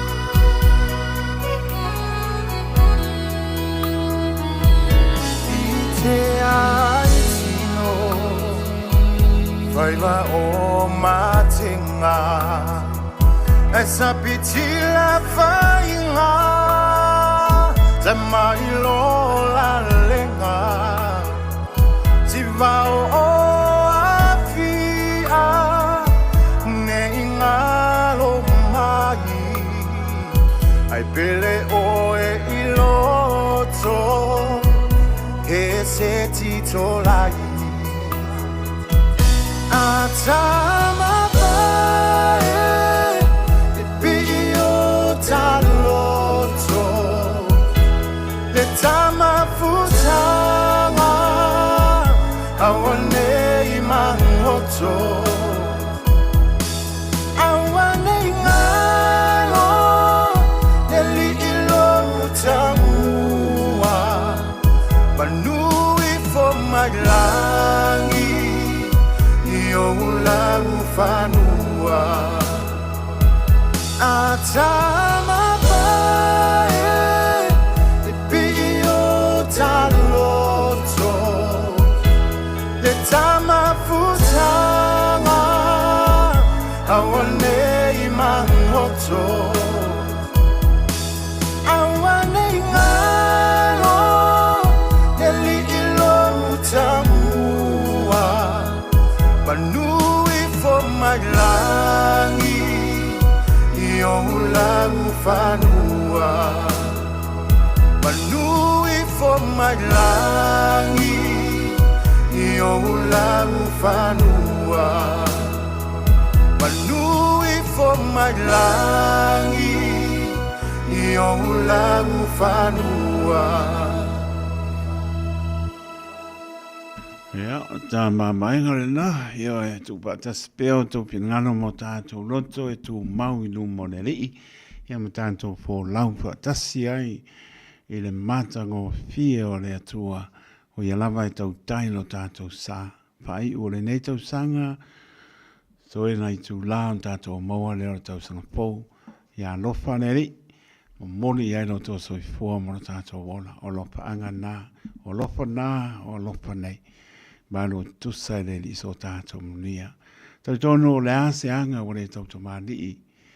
So po utu po se la ngona o tai tōli nei tau sanga tōna tātou maputa mai ai. Poto tau tai se la tu yama. Whāto ese atu tai tōli ma malu le tātou. Tuno o pia po leo pangarwanga pa ia le atua. Tuno e ma mama le tuno le ase ngana o sala o po le tuno sala ia ia bala. Ia tātou moa pelon pile mo, tātou loto ngā te stasi, matutu patasi, ma tātou piano pani o le pina ngalo le naro tātou tua. Lo pātu John To'o Perez, wapela mo ia George Delta, waptai pamlianga tunu mpono, ela mutai rata, pena po ia temkisa, pe au, ia mai lato umalawa, lo pātu nungo le apia pōlinga manungo le YouTube channel, pe po au kinani mona no tūtua oi, o atu no oi mamau, pe lava tātou maputa ni tau sangatoa. Ia, whama ngalo le au ona whātau wā. Ia lofa le li tātou mauas po launga mātango fie I lona whaatasi mai toi tu lao le nei tau sanga lua o lua wha. Tātou mau aile lua o lua lima au noni pōpō ngā e ape mani mana e ape le tātou po launga wha ai o nei tau sanga. A lona wha maoni ma lona ngare lei. Tātou mau a whaatasi ai tau sanga pō I le alofa maranga lei o lo tātou tua. Alofa atu e le mawai. Taitu taloto le au ona soifua ma ia manuia.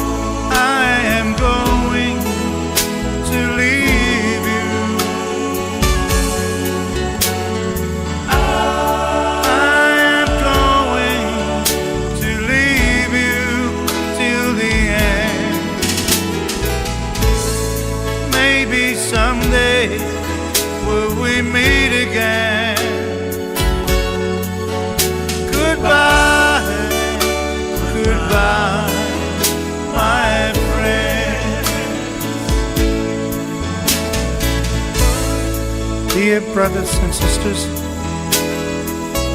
in the book of John, chapter 14, verse 1 till 3, Jesus said, "Do not let your hearts be troubled.